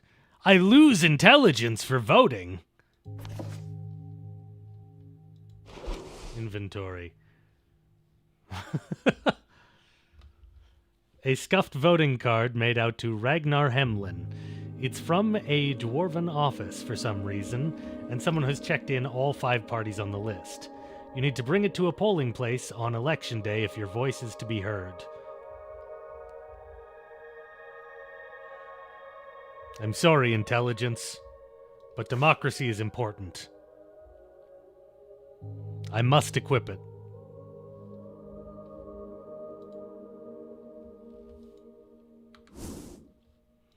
Sorry, intelligence. A great mountain of apples. Ooh, a bunch. Engage. They're all gonna fall on me if I try and take them, though. I know how this works. My gut is telling me that apples are good for me. Good instincts.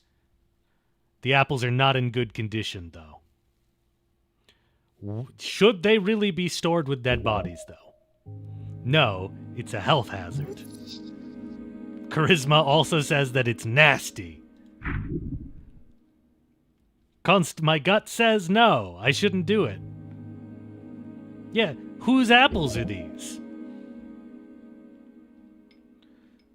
The only apple farm would be the Goblin Garden. A dwarf-built citadel sitting at the southernmost tip of Tolstad. It is now a goblin sanctuary and greenhouse. I am not going to eat the rotten apples. I might eat that one. There's a couple good apples in this lot.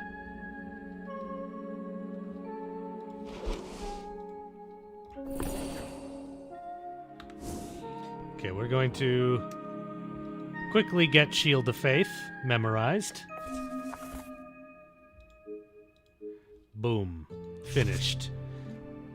Oh, right, and I should check what it does. For the duration, any loss of hit points is reduced by 1 or 2-1? By 1, okay. Let's talk to the zombie guy.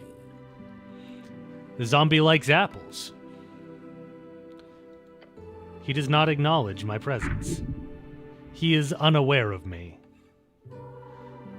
I must always treat people with kindness. Greetings! Glancing under his hood, I catch a blank expression spread upon a dried face.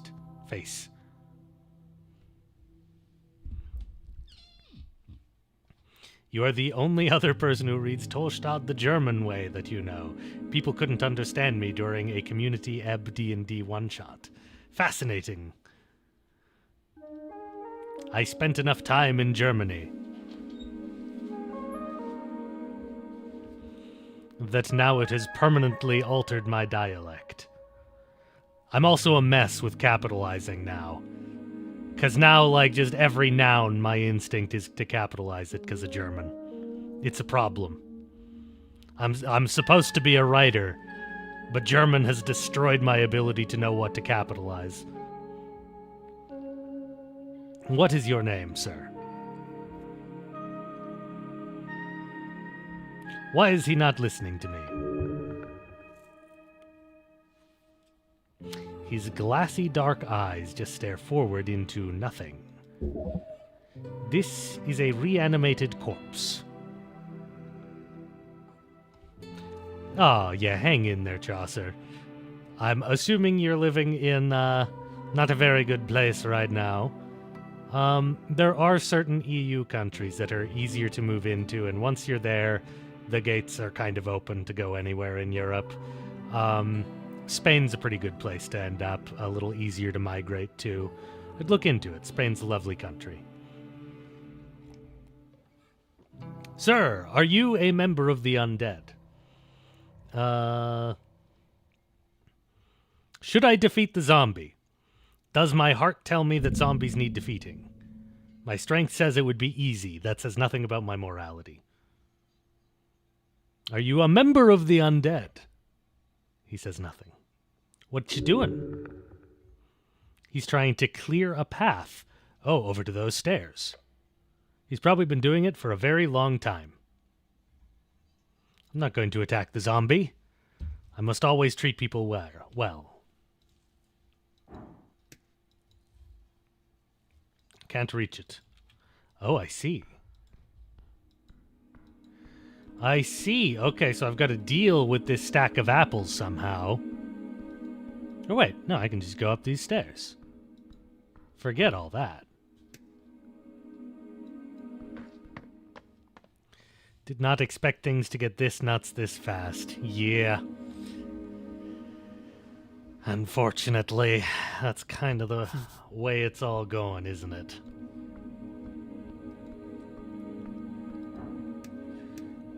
There's a guy here. I'm going to behold him. He's a local mortician. Do we have any Old Norse in chat who can translate? Okay, let's behold him with intelligence.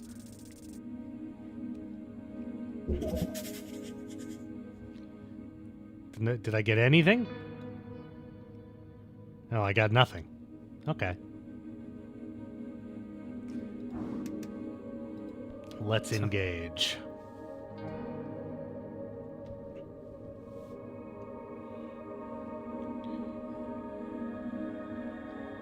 The pale man sits hunched over a stack of forms, busy at work, his pencil slowly filling out line after line. On the top paper, you see an icon of a serpentine drake. This isn't actually set in the Sword Coast. It can't be. A great perch.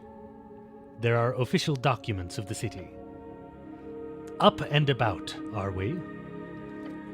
Wonderful. Death. This is death. I am Viskin, local entrepreneur and proprietor of this lich house. It appears you don't really belong here, but if there is anything I can do, cleric, just let me know. He smiles at us. Yet his eyes say something else. And his voice is familiar to you. Bow before this creature, says Strength. I woke up down there. He knows. As in next to a bunch of corpses. In full armor. on one of those slabs next to a wet cloak. Why? Oh, I'm so weak that my strength failures are all submissive. That's also why he's nationalistic. That's so funny.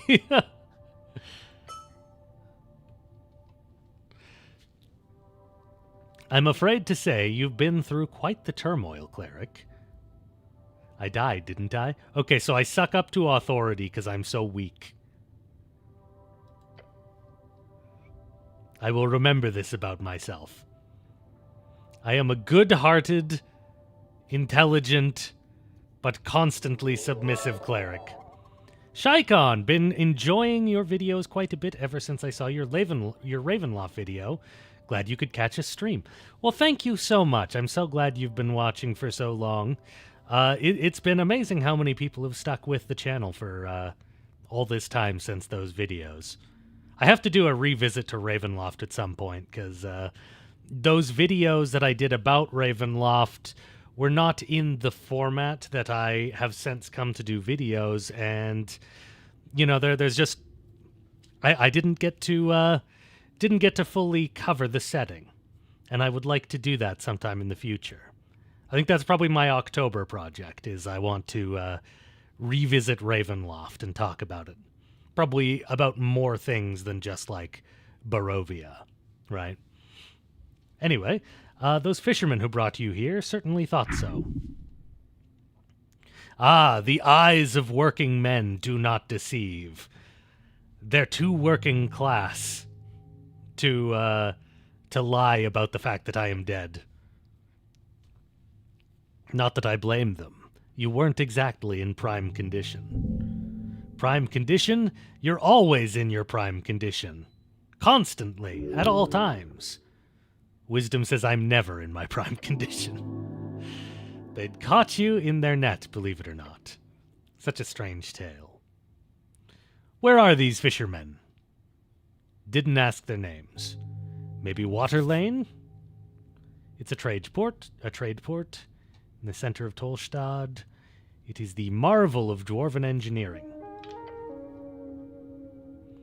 So I am in fact alive. He looks you up and down. Oh, I have to do Waterdeep as well at some point.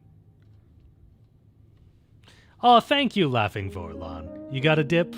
Can't wait to see what RPG I bring up next. Fantastic. Have a great day. Enjoy your night. I'm glad to have gotten you here. We're definitely going to keep playing this game, so you'll get to reconvene with us later. I believe you are alive. I am alive, but I was once dead, says my gut. Who were the fishermen? River Guilders. They didn't look like poachers, so my guess would be that. Find them. They hold the truth. I'm not going to ask every question, because they cost time. Waterdeep, Helm's Deep, any other deeps we should know about? Yeah, what's so weird about this guy?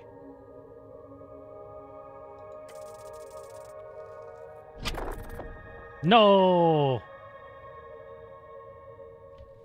I glare at the pale man, who keeps working on his documents for approximately 2 minutes.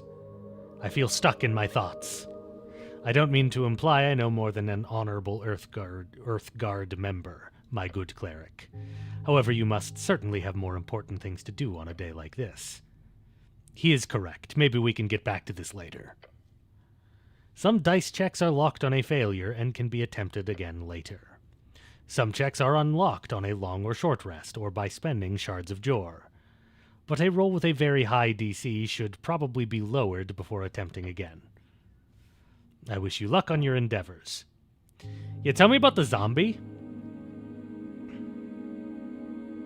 No eye, an undead abomination right below. That's not an appropriate response. I can't scold him. I'm too weak. He understands. We're closely connected to the city below. The undead seemingly wander as they please. The city below is an incredible amount of tunnels and ruins below the city. Lots of monsters and stuff are down there. Also riches.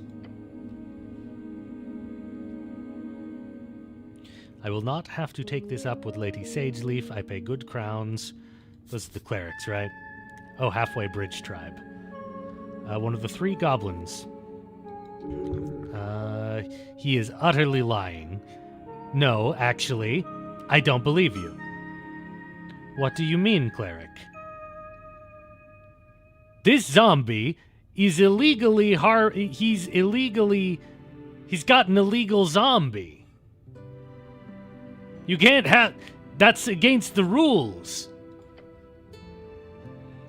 I greatly apologize for putting you in this situation. It is my neglect that led to this undead creature entering the tower. We'll be sure to tighten up security in the future. No, that isn't. No. Oast will do a clean sweep of the basement this evening. Get ready. The kobold says yes. Oh, I didn't even notice he's off in the corner. No, but you're doing something shady. The Pest Control Guild. Thank you very much for your service, cleric. It is because of great men like you that the city still stands. He's so good. He's such a good speaker.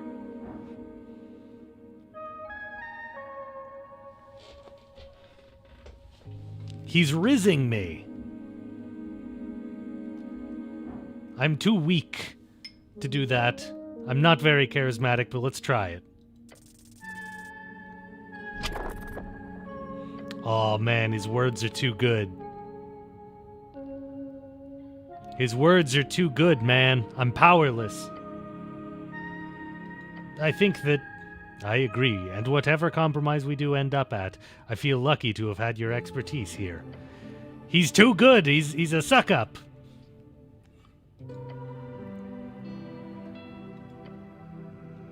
I'm trying really hard. My screech echoes throughout the chamber. For the first time, I see a genuinely baffled expression on his face. He keeps staring at me. Then he says, "Cleric, with all due respect, perhaps you should see a professional." I've taken damage. Damn, his words have hurt me, and I'm crashing out. His comment deeply hits my heart and soul. He is an overwhelming authority. I believe we're done with this topic. Sir, help.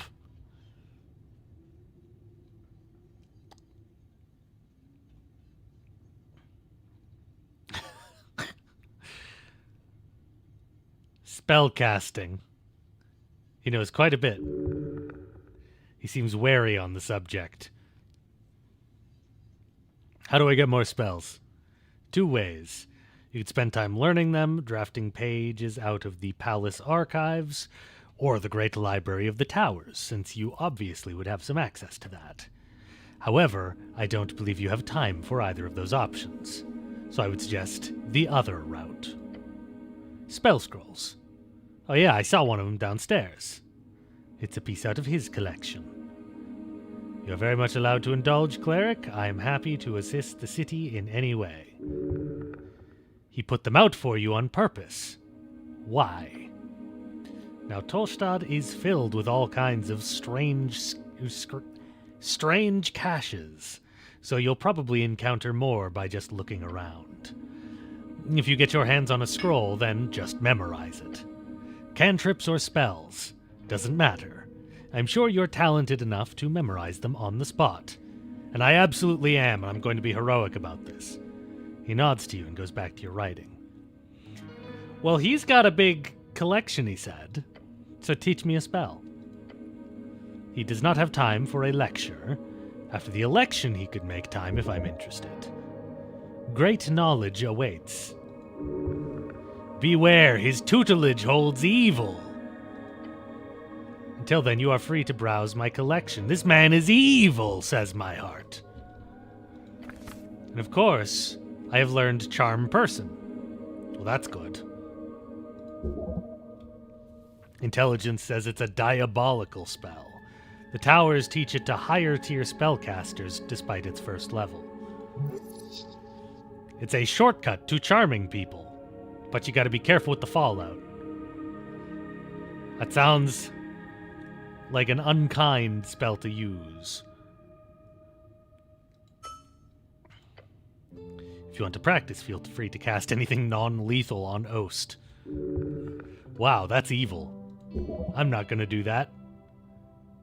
I don't want to do that. In fact, it sounds quite awful. Fair enough, just remember that spells are terribly useful when applied properly. You called me a cleric.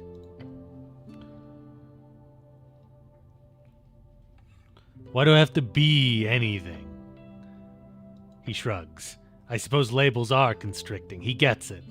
But we're all something, aren't we? What gave it away?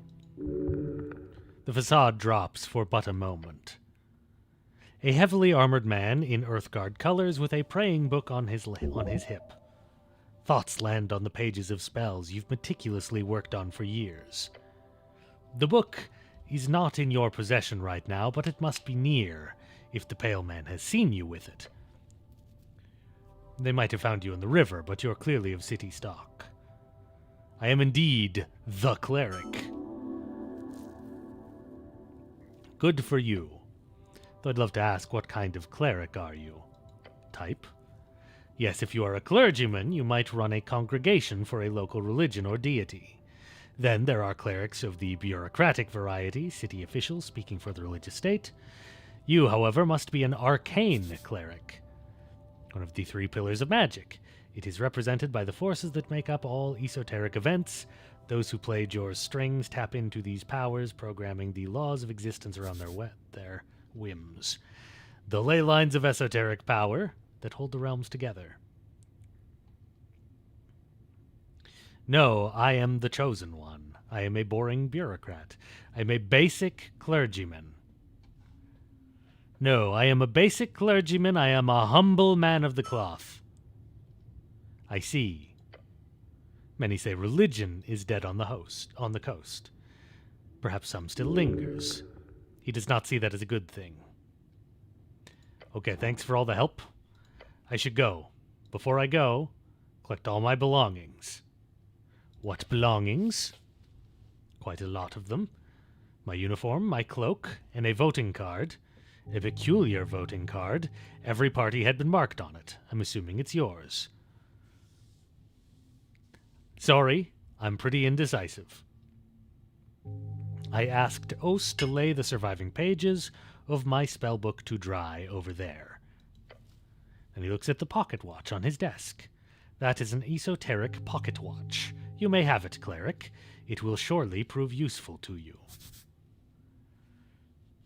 An area overtaken by esoteric magic, exceedingly rare. The further inland you get, the more common they are. Beyond that, you should be good. No, but I have a book somewhere. I have a cleric book. Got it. A natural. Oh my goodness. We have been blessed, everyone. We have been blessed. She's just gonna want to sit on my lap, where you guys probably can't see her, but yeah. You think the spell book is also the prayer book? Okay, that's possible. Yeah, so the cat is present. She is just now upon my lap. She does not want to be famous. His words burn a hole in your heart. This man is evil, and there's nothing I can do about it.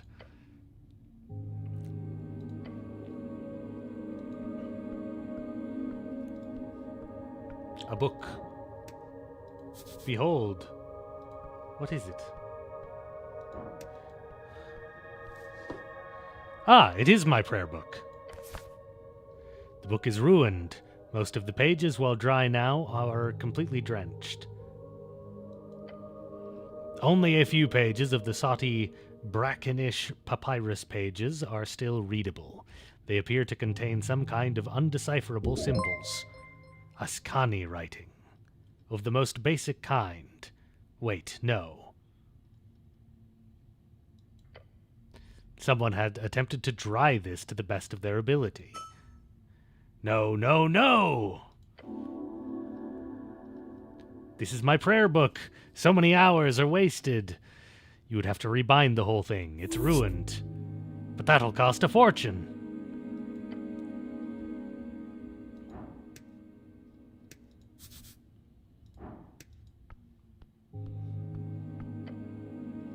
I flip the tome open. There are fine handwritten letters across the pages. They are written in old draconic Demorian, a common language of man spread across the coast during the Arcane era. There's so many articles to read. Arcane era, 511 years of rapid magical and technological growth, as well as the birth and death of the great human magocracies in Dimenor. It ended 27 years ago. The verbus draconum, ars occulta. His name is Calum Dimenori. Dimenor, the Arcane era name for reeds. The name was changed by the revolutionaries to mark the end of the old magocracies. Right, I got to get my hand on comprehend languages. It's highly annoying that I seem to have lost my memorization. Find a spell scroll, or maybe I could buy it somewhere. It's fairly common. I'll leave it alone, I don't want to waste time. Trifle. I found incense. A questing tree. Ooh, this is neat. This is neat. Class conflict. I've declared myself the Cleric of Norvik one single time. It's a grand title, suitable for a human cleric like myself. This is my new title. I'm going to declare myself the Cleric all the time now. The tea shop that blew up. Locate it and gain entry. What's this? Phoenix Folio. After my river adventure, my old spellbook is ruined. Find a service provider who can rebind it. I encountered a corpse in the Lich House. It's ready for Revivify, though it'll cost quite a lot of money. Almost a month's rent. It's almost like they're trying to explain a setting, I know. It's wild that they would do such a thing. I was brought to the Lich House by some fisherman, but how did I survive my plunge into the river? The first ever election in Norvik history will take place in a few days' time. I have talked about positive opinions on Asgalism one time since waking up in the Lich House. Really brings you back.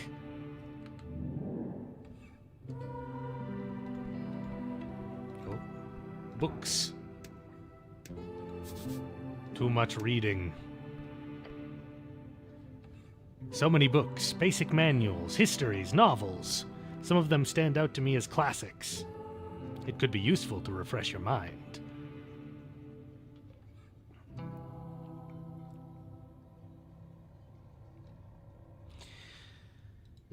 Let's hear about the chants. It's a printed edition of Pilly's work, but still old, probably came from the earliest Norvikian printers. On the first page, a short message is hand-scribbled in the corner. My belief lay in the collected humanity of Norvik. May you remember that from this collection with honor and grace. From Pilly D. Is this a handwritten message from the second Patriarch himself? Patriarch, a top clerical rank in Norvik, different from Lord Patriarch, which is the traditional admin leader. Only about a dozen members hold the rank. Lord Patriarch is the commander of the city. He is a withdrawn leader, over 80 years of age, and has put most of the power in the hand of the magistrates. 5 rulers.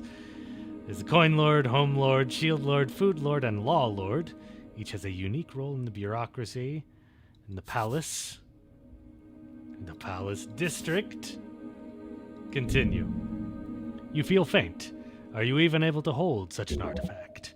Fascinating to think that the Pale Man held such a treasure on his shelf. Read the foreword. A dream of unity under Earth. The book begins with a lengthy essay about the foundation of Norvikian cultural values. It's really like a guide, if anything. What a Norvikian person is, how their values came from various tribes in the Old Country, and how together they have formed something greater under Earth. To give away the old and embrace the new. It is not a completely bad move. To unite a folk is to build commonality, to lower inequality. Although, of course, there were many direct ways the state at the time made sure that the old did not remain in the shadows. Violence and oppression at times. The text directly explains how a new Norvikian culture will help the city grow and fight against inequality and injustice through unity.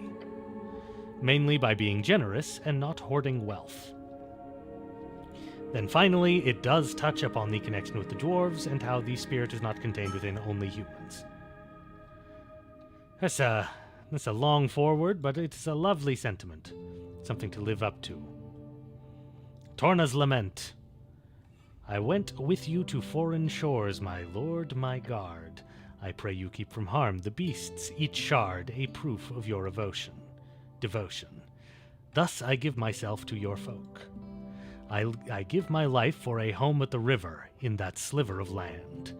To vanquish the beasts who roam, the evil who lair, the fires that burn. To build a life along the river. Every shepherd knows the song. It bellows up the river. Earth lives in that sliver of land. It is my favorite. I'll place it back on the shelf. The book does not deserve my toxic presence. I'm so weak. If I was stronger, more capable, then perhaps I could have carried that weight. I really want that book. It could be mine.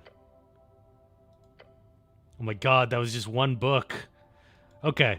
We're gonna come back for that. But I don't want the stream to just be the same book, you know? I really want that book, though. The Red Eye of Urth. Jor left his mark across the bands. Universal sign of magic. A body! My fate one day. No way. Oh, right, I can't loot bodies, because I'm nice. Mushrooms. I can eat them. A swamp extract. Nice. What's in the pot? It is empty. Most contain strange herbs or ashes. This one does not. The pot was recently emptied. Yes, yummy swamp shrooms. Love me some swamp shrooms. I can still see remnants of dust at the bottom. There is fear! My gut does not like this. I must grow sturdier. You hedonistic fool. Pray the stomach dies and lets the mind work without its poisonous influence. Okay, that empty pot gave me some mixed feelings.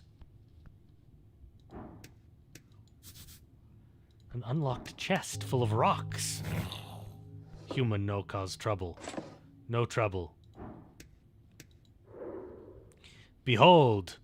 I have to use dexterity to behold this man. I know nothing about this man.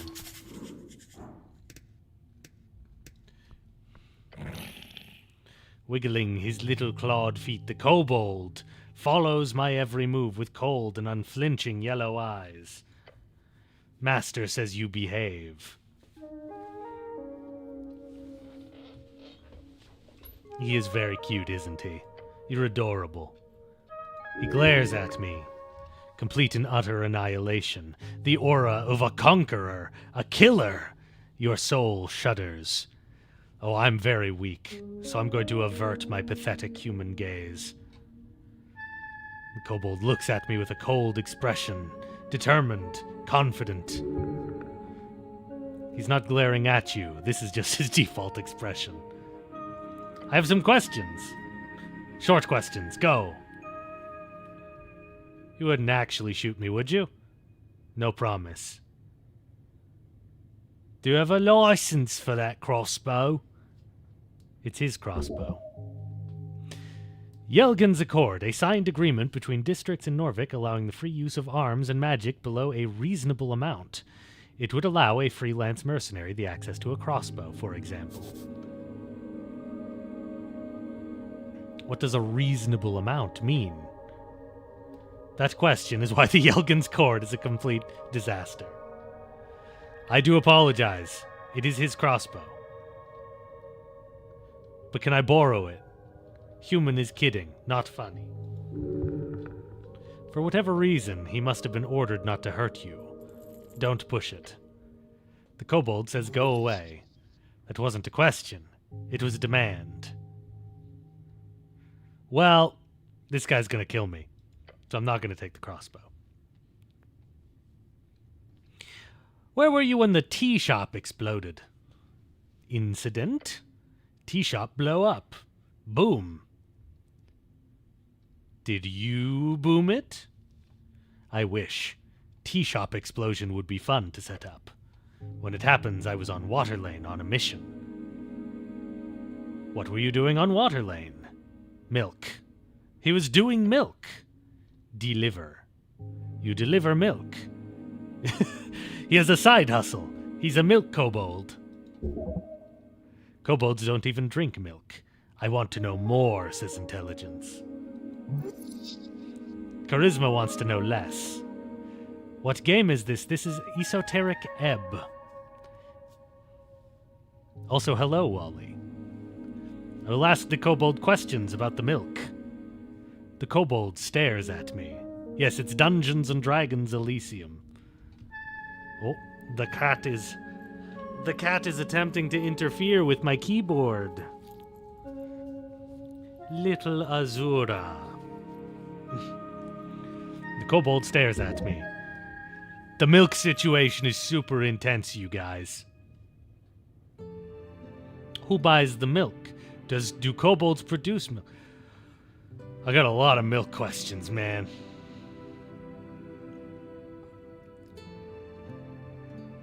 Where does the milk come from? Cows. And where do you get the cow milk? Market. Who buys the milk? Humans, Waterlane humans. They pay many for fresh milk before dawn. The expressionless, cold-blooded kobold is hard to read, but his body language does not exactly scream honesty. It pays. Do kobolds produce milk? No. They are lizard. They just lay eggs. Do you like milk? No. You've acclimatized your gut to the unnatural consumption of other species' milk, like an enormous babe clinging to its mother's teat. I will charisma. I will riz this kobold, and I will say, I also don't like milk. Whew. I smirk, a confident laugh escaping my lips, then I turn towards the ceiling, smiling. I also don't like milk. Your comment has made a dent upon the world. This is why they all should follow you. You are a worthy leader. Hey, chat. I don't like milk.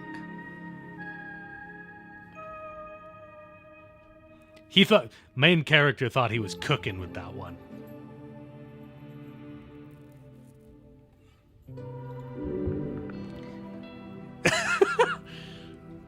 No one cared. No one cared about my I don't drink milk riz. Can I have some milk? No. I don't have anything else that I need to ask about milk. I'm milk curious? I love it. Intelligence is thankful that I looked into milk. Dexterity says I shouldn't look too deeply into the milk. There's no money to be made in milk. Who are you? He is the security chief in Lich House. He is proud. There is no humility. A strong little one, nearly immovable. You're a kobold. That's not a question. Next. Dexterity tried to save the question. No, I'm no good at dexterity. How'd you get this gig? Not gig. What is it then? I'm a devoted servant for master. I'm angering the kobold. Okay, so I won't push it. Thank you for your time, kobold.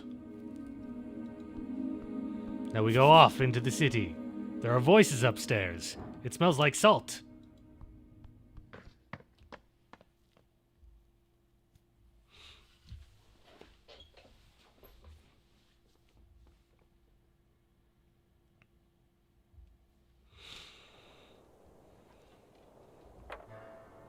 Questing tree. I gotta find out about my milk. Milk-curious.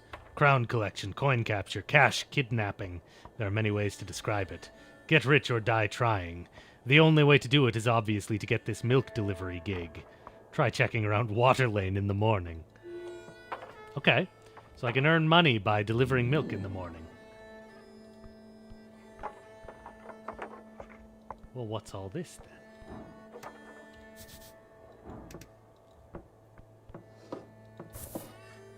I haven't really looked into what the incense is for. Easily burned spices and herbs can be used to recover first-level spell slots. Okay.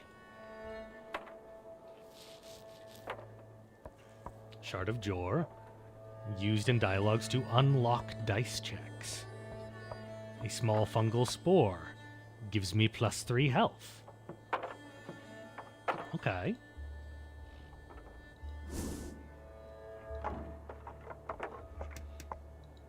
Who is this man? Alphaz B.E.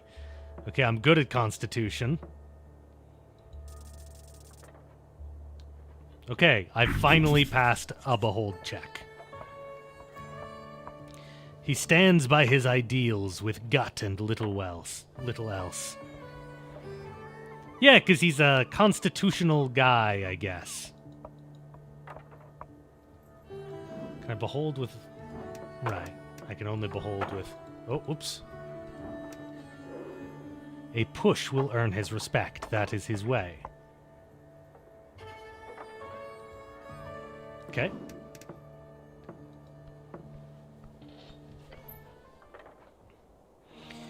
Around the amphitheater's scene, I see a number of dwarves hard at work.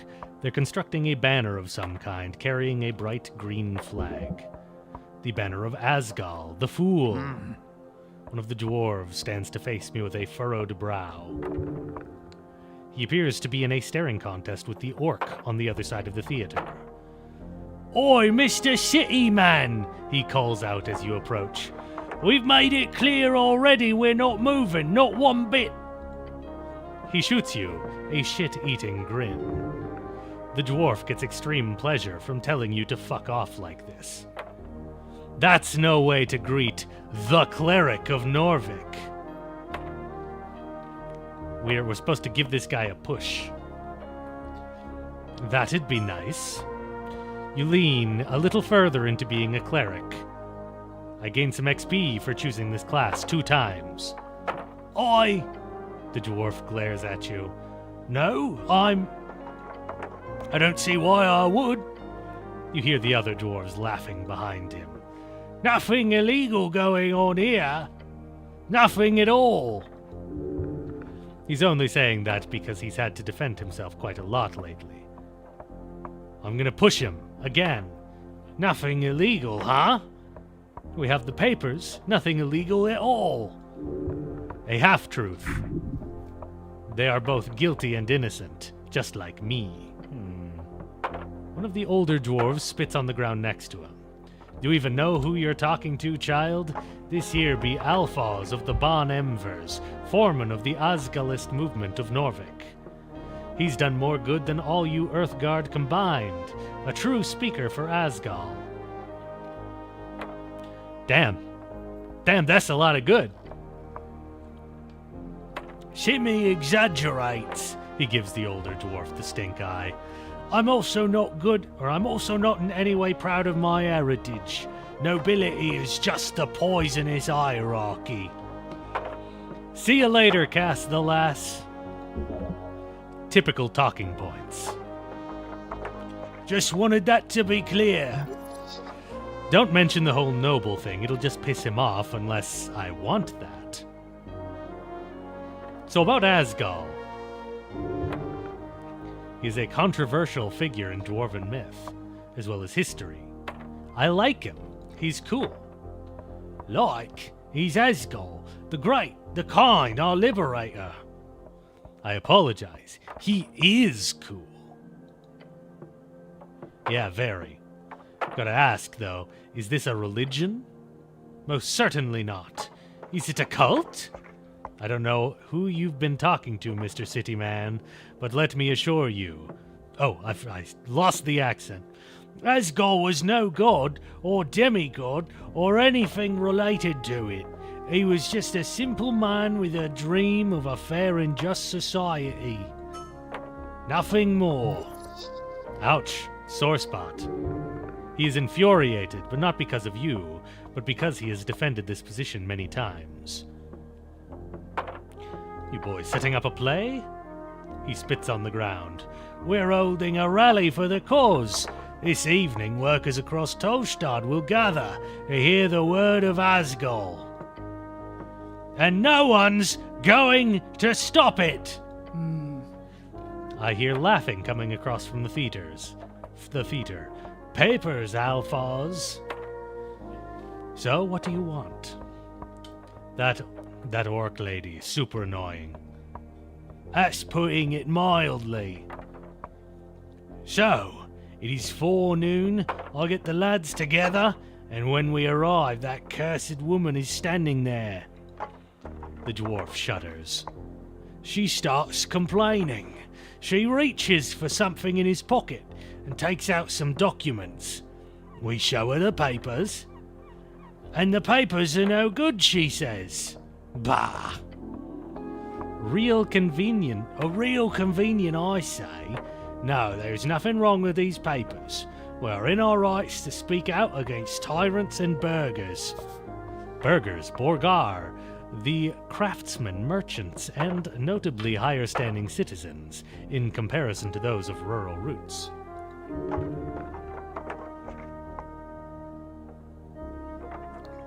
They are in their rights. Bureaucracy. Puh. Disgusting. Check the papers. Surely the dwarves have screwed up somewhere. So she's wrong about the documents. How dreadful. Sure is. So what's the rally about? Guilds. For decades there's been collective bargaining between Norvikian workers and the city guilds. Say what you want about Earth, but he kept the city on a tight leash of the upper... He kept a tight leash on the upper class of the city. You're damn right he did. Yeah, but look, it ain't the same since his death. The Free Striders have burrowed into every darn power structure from paper boys to bookbinders. Free Strider, the new way. People in the East have overthrown the old wizards and gods. For years, the revolution has finally creeped into the city. Now, it's time to finally join the free cities and get rich. Oh no! Oh no! You guys weren't kidding when you said my dexterity is an anarcho-capitalist. In less than a dozen years, salaries have stagnated and prices have gone up. They say free striderism would make the city rich. I say it makes its people poor. We need change. So you're here to convince a bunch of Tolstad workers to vote for the Asgalist party? More or less, yeah. But it's also about the spirit of the community. Together we can fight against the purchasers of our labour. Alone we are as brittle as a twig in the older dwarf pipes up. A twig in the wind. No, that's not good enough. Twig in the wind is pretty catchy. How about as brittle as a boar with rabies? That's good, right? No, that's not sensical. Anyway, the rally will be a success. We just need to get rid of that orc. So we can call out to all the workers of this magnificent city, he exclaims as if there was a crowd around him. Vote! Vote with your guts, with your manhood at stake. Can I see the papers?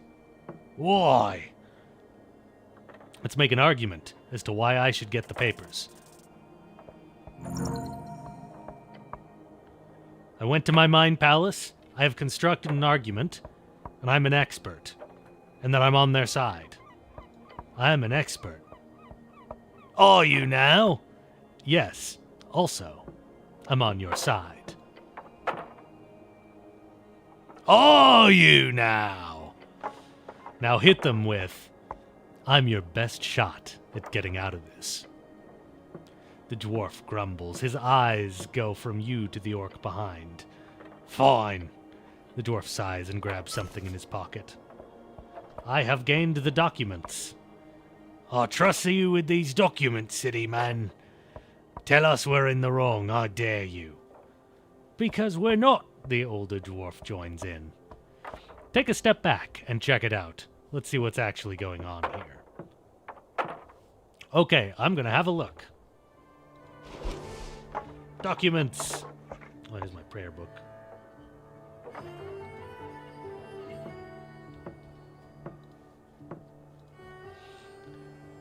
Examine. It's quite light. Some kind of magazine paper. Why'd I have to click that? I know what a magazine is. Unrolling it reveals a short statement about a political rally at the Circle Square.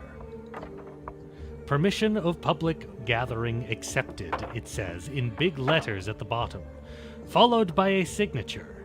Tolstad Magistrate, Nicholas Darrow. The actual text uses an archaic and typically bureaucratic writing style. Well, let's look in detail.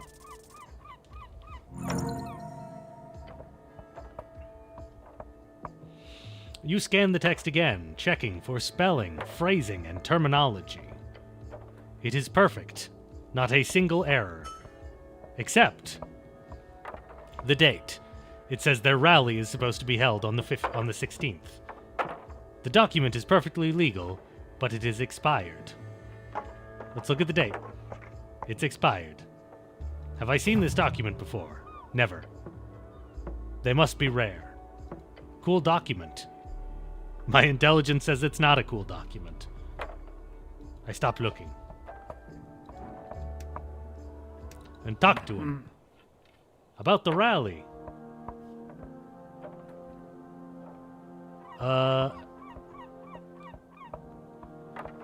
Let me go talk to the orc before I give the paper back.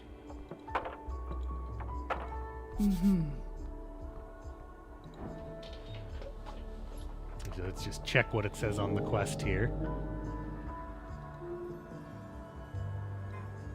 The dwarves want to hold a rally. The orc wants to stop them. Okay. Engage. On the edge of the ruinous amphitheater, I see an orc sitting on one of many loosened stone blocks. It looks like she's waiting for something or someone. She hides it well, but the orc is stressed. Perhaps it has to do with the dwarves. Exuding an air of authority around her, the large woman gives you a wry smile. Her tusks are gleaming. Not just physically imposing, this orc knows how to exert her power in other ways as well. I spot the merchant's mark on her jacket sleeve, a heart with the initials of the Norvikian Free Strider Regiment. Oh no. Those are the ANCAPs, right? What's this? Not often we get Earthguard around here. She presents her palm to you. Vera is my name. I am second in command guild agent of Tolstad. Nice to meet you. Okay, so she's got political reasons to be against these guys. Do not grab her hand. That's not what that is. I'm the cleric, actually. Apologies, not Earthguard. Cleric. I assumed the term was interchangeable. The path of being a cleric is becoming even more familiar. But I suppose you're not all esoterically attuned. She accepts your annoying correction with a smile. Probably means she sees you as no threat at all, a mere puppy. That is probably what my character thinks of himself, so it's fine. She shoots another smile, waiting patiently for me to say anything. What's the deal with the dwarves? Oh, them. Complicated as anything. I wouldn't be sitting here wasting my precious day if it wasn't for them. But in short, they're holding an unlawful assembly, and they won't let me take a look at the documents proving it. Not frustrating at all, she says, and winks at you. She telegraphs her sarcasm heavily. This is useful when communicating with slower individuals.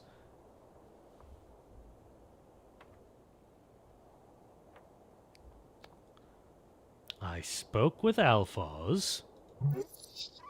Don't get involved, says my charisma, unless you really want to pick a side in this conflict. But these sides are useless and ignorant. Alphonse is in the right. It's just a clerical error. I don't care if there's an error or who made it. The papers say one thing, and that is the thing we follow. The law is more flexible than that. Yeah, sure, tell that to the magistrates. She's hiding something, but dare I risk to pry? I'm going to pry. Why won't she let this go? Oh, come on, man. I'm good at this stat. You twist and turn on the situation that I just don't get. Maybe she's really just that focused on justice, or maybe she's stubborn. You okay, cleric? You'll have to solve this problem by talking to the dwarves. The situation's complicated.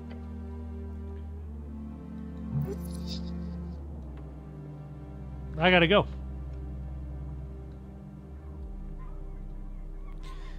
I gotta leave. I gotta go talk to the dwarves. Have to go to sleep. Have a good night, live on.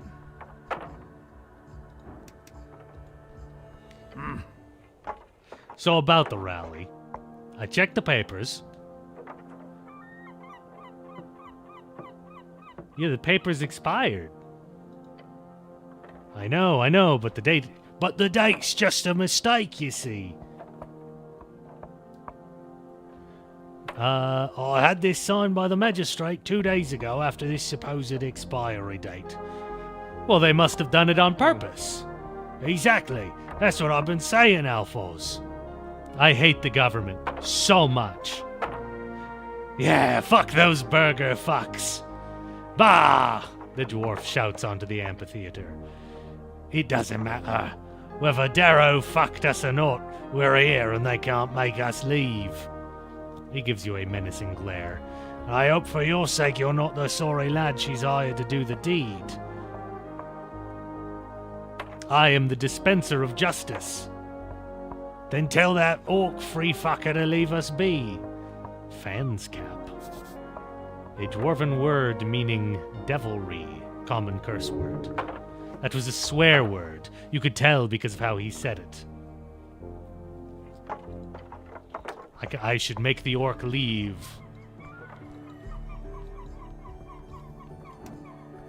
Whoops.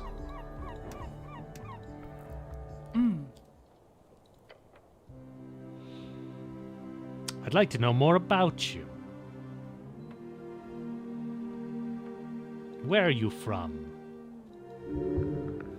She's thinking of messing with me. You mean just because I'm an orc, I can't be Norvikian? She says, looking at you with a stern expression. You know what I mean. I do. I'm from Blood City Bay. I ran with the warbands when I was a girl. The most populated city on the coast, built on the corpse of Gorgorian the Great and Terrible, a sprawling mess of wooden walkways and buildings carved out of calcified remains, once famous for its fleet of airships deployed during the Coast War, known as the origin of the Industrial Revolution, etc., industrial state. Took me all around the coast, she explains, far from the cursed plains of Feltire, where's that?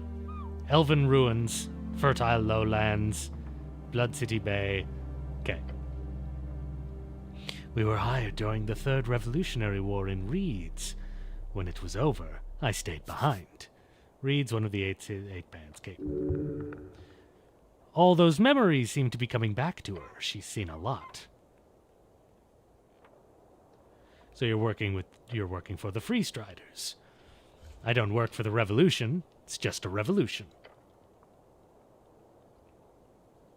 Yeah, I feel like maybe we just, before we commit to scaring her off, I think you're right. We go find the magistrate.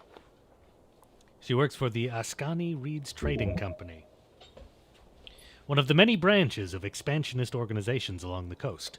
We promote the Free Strider ideals in Askin. Currently, we focus on making sure this election goes off smoothly, along with other economic concerns. I enjoy working for them very much, perhaps, but not so much on slow days like this. But alas. I like the election, but you're gonna lose. And any decent Free Strider would be happy with that outcome. It's about the process, not the outcome. Not to pry, but if not Free Strider, what are you voting in this election? It's only a few days away. Asgalism shall sweep the coast. Earthguard and Asgalist? What a combination. I'll be honest, this is one of the reasons I took this job, speaking with individuals such as yourself. I am the median voter. I am the median voter here. Speaking with individuals such as yourself, hearing what they have to say. So thank you for that.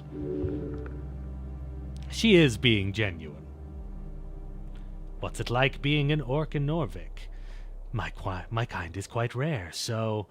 She mumbles, her gaze trailing off towards the horizon. Some sadness, loneliness, you feel terrible for her. The occasional comment does sting a bit. I've gotten used to it. How nice of you to ask. I know what it's like being discriminated against. I've decided. Humans are going extinct. Members of the Holy River Order are a minority in this city. Technically true. The best kind of true.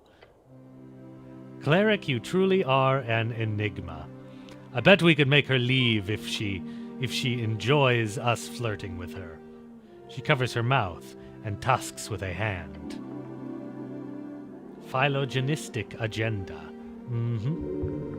She's trying not to laugh. You got one shot. She's bedazzled by your confidence. Don't fuck this up. This is bad.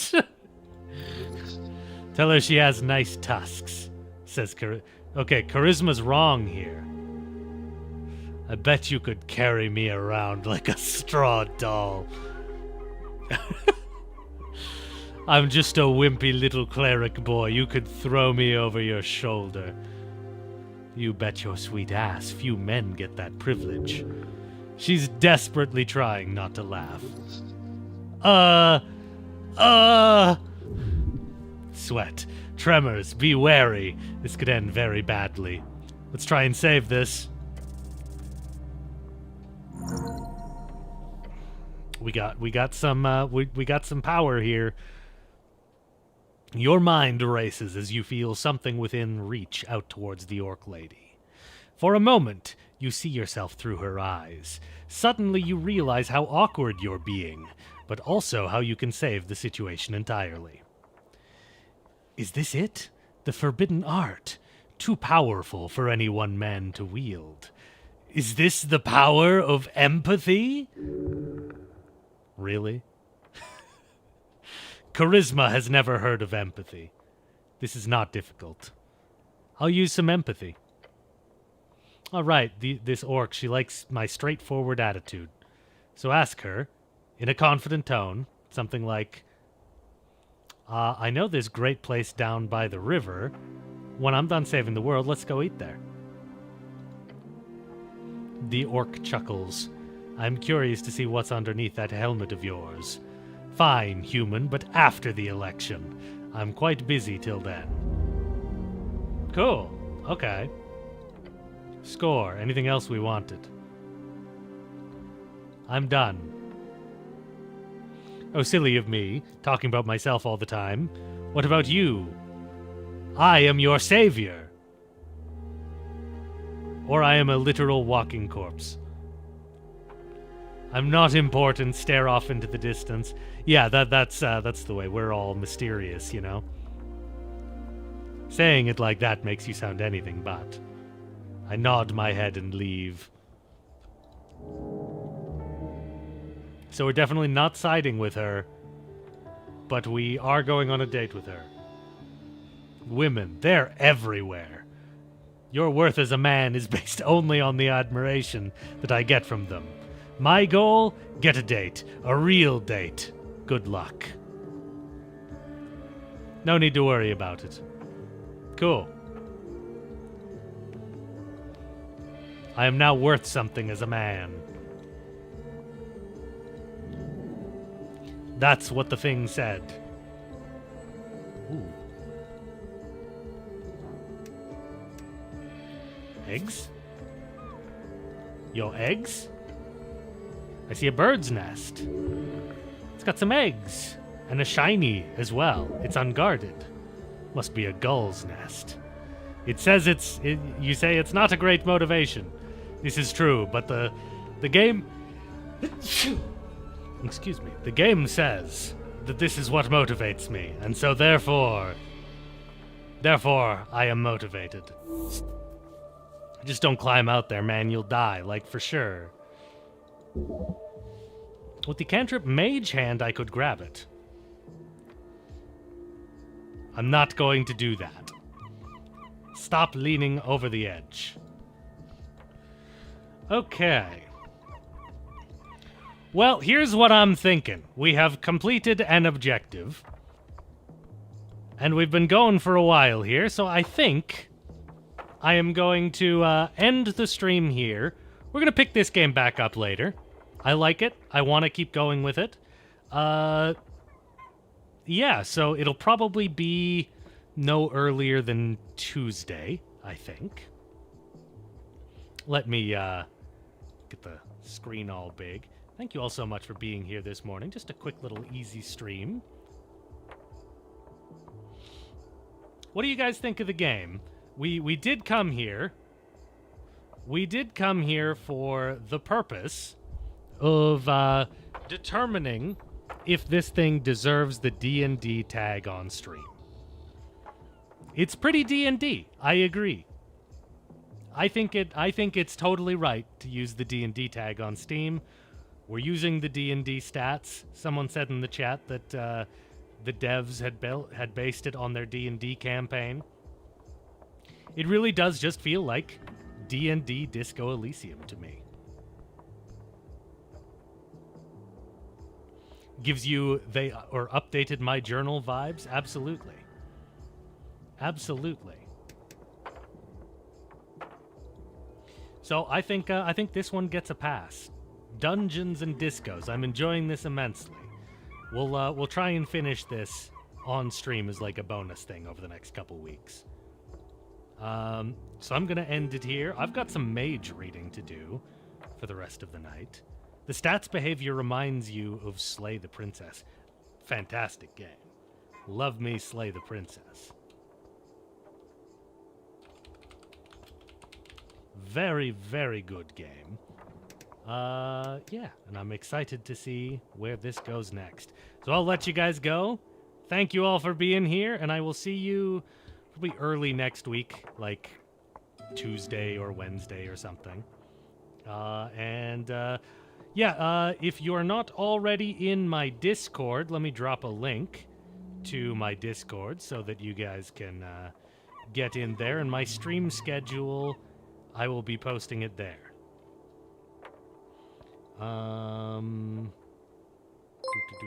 Generate a new link. Copy the link.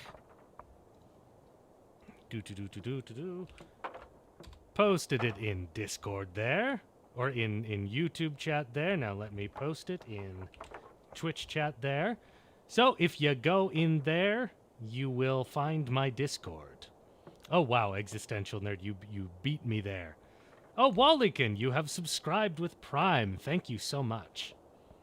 All right. Have a great afternoon, everybody. We're going to start streaming again more regularly. My life tends to be the kind where everyone surrounding me refuses to stick to a schedule, which makes it hard for me to commit to a specific regular schedule. But I will try and be streaming at least once a week as far as I can. So, see you guys next time, and have a good weekend.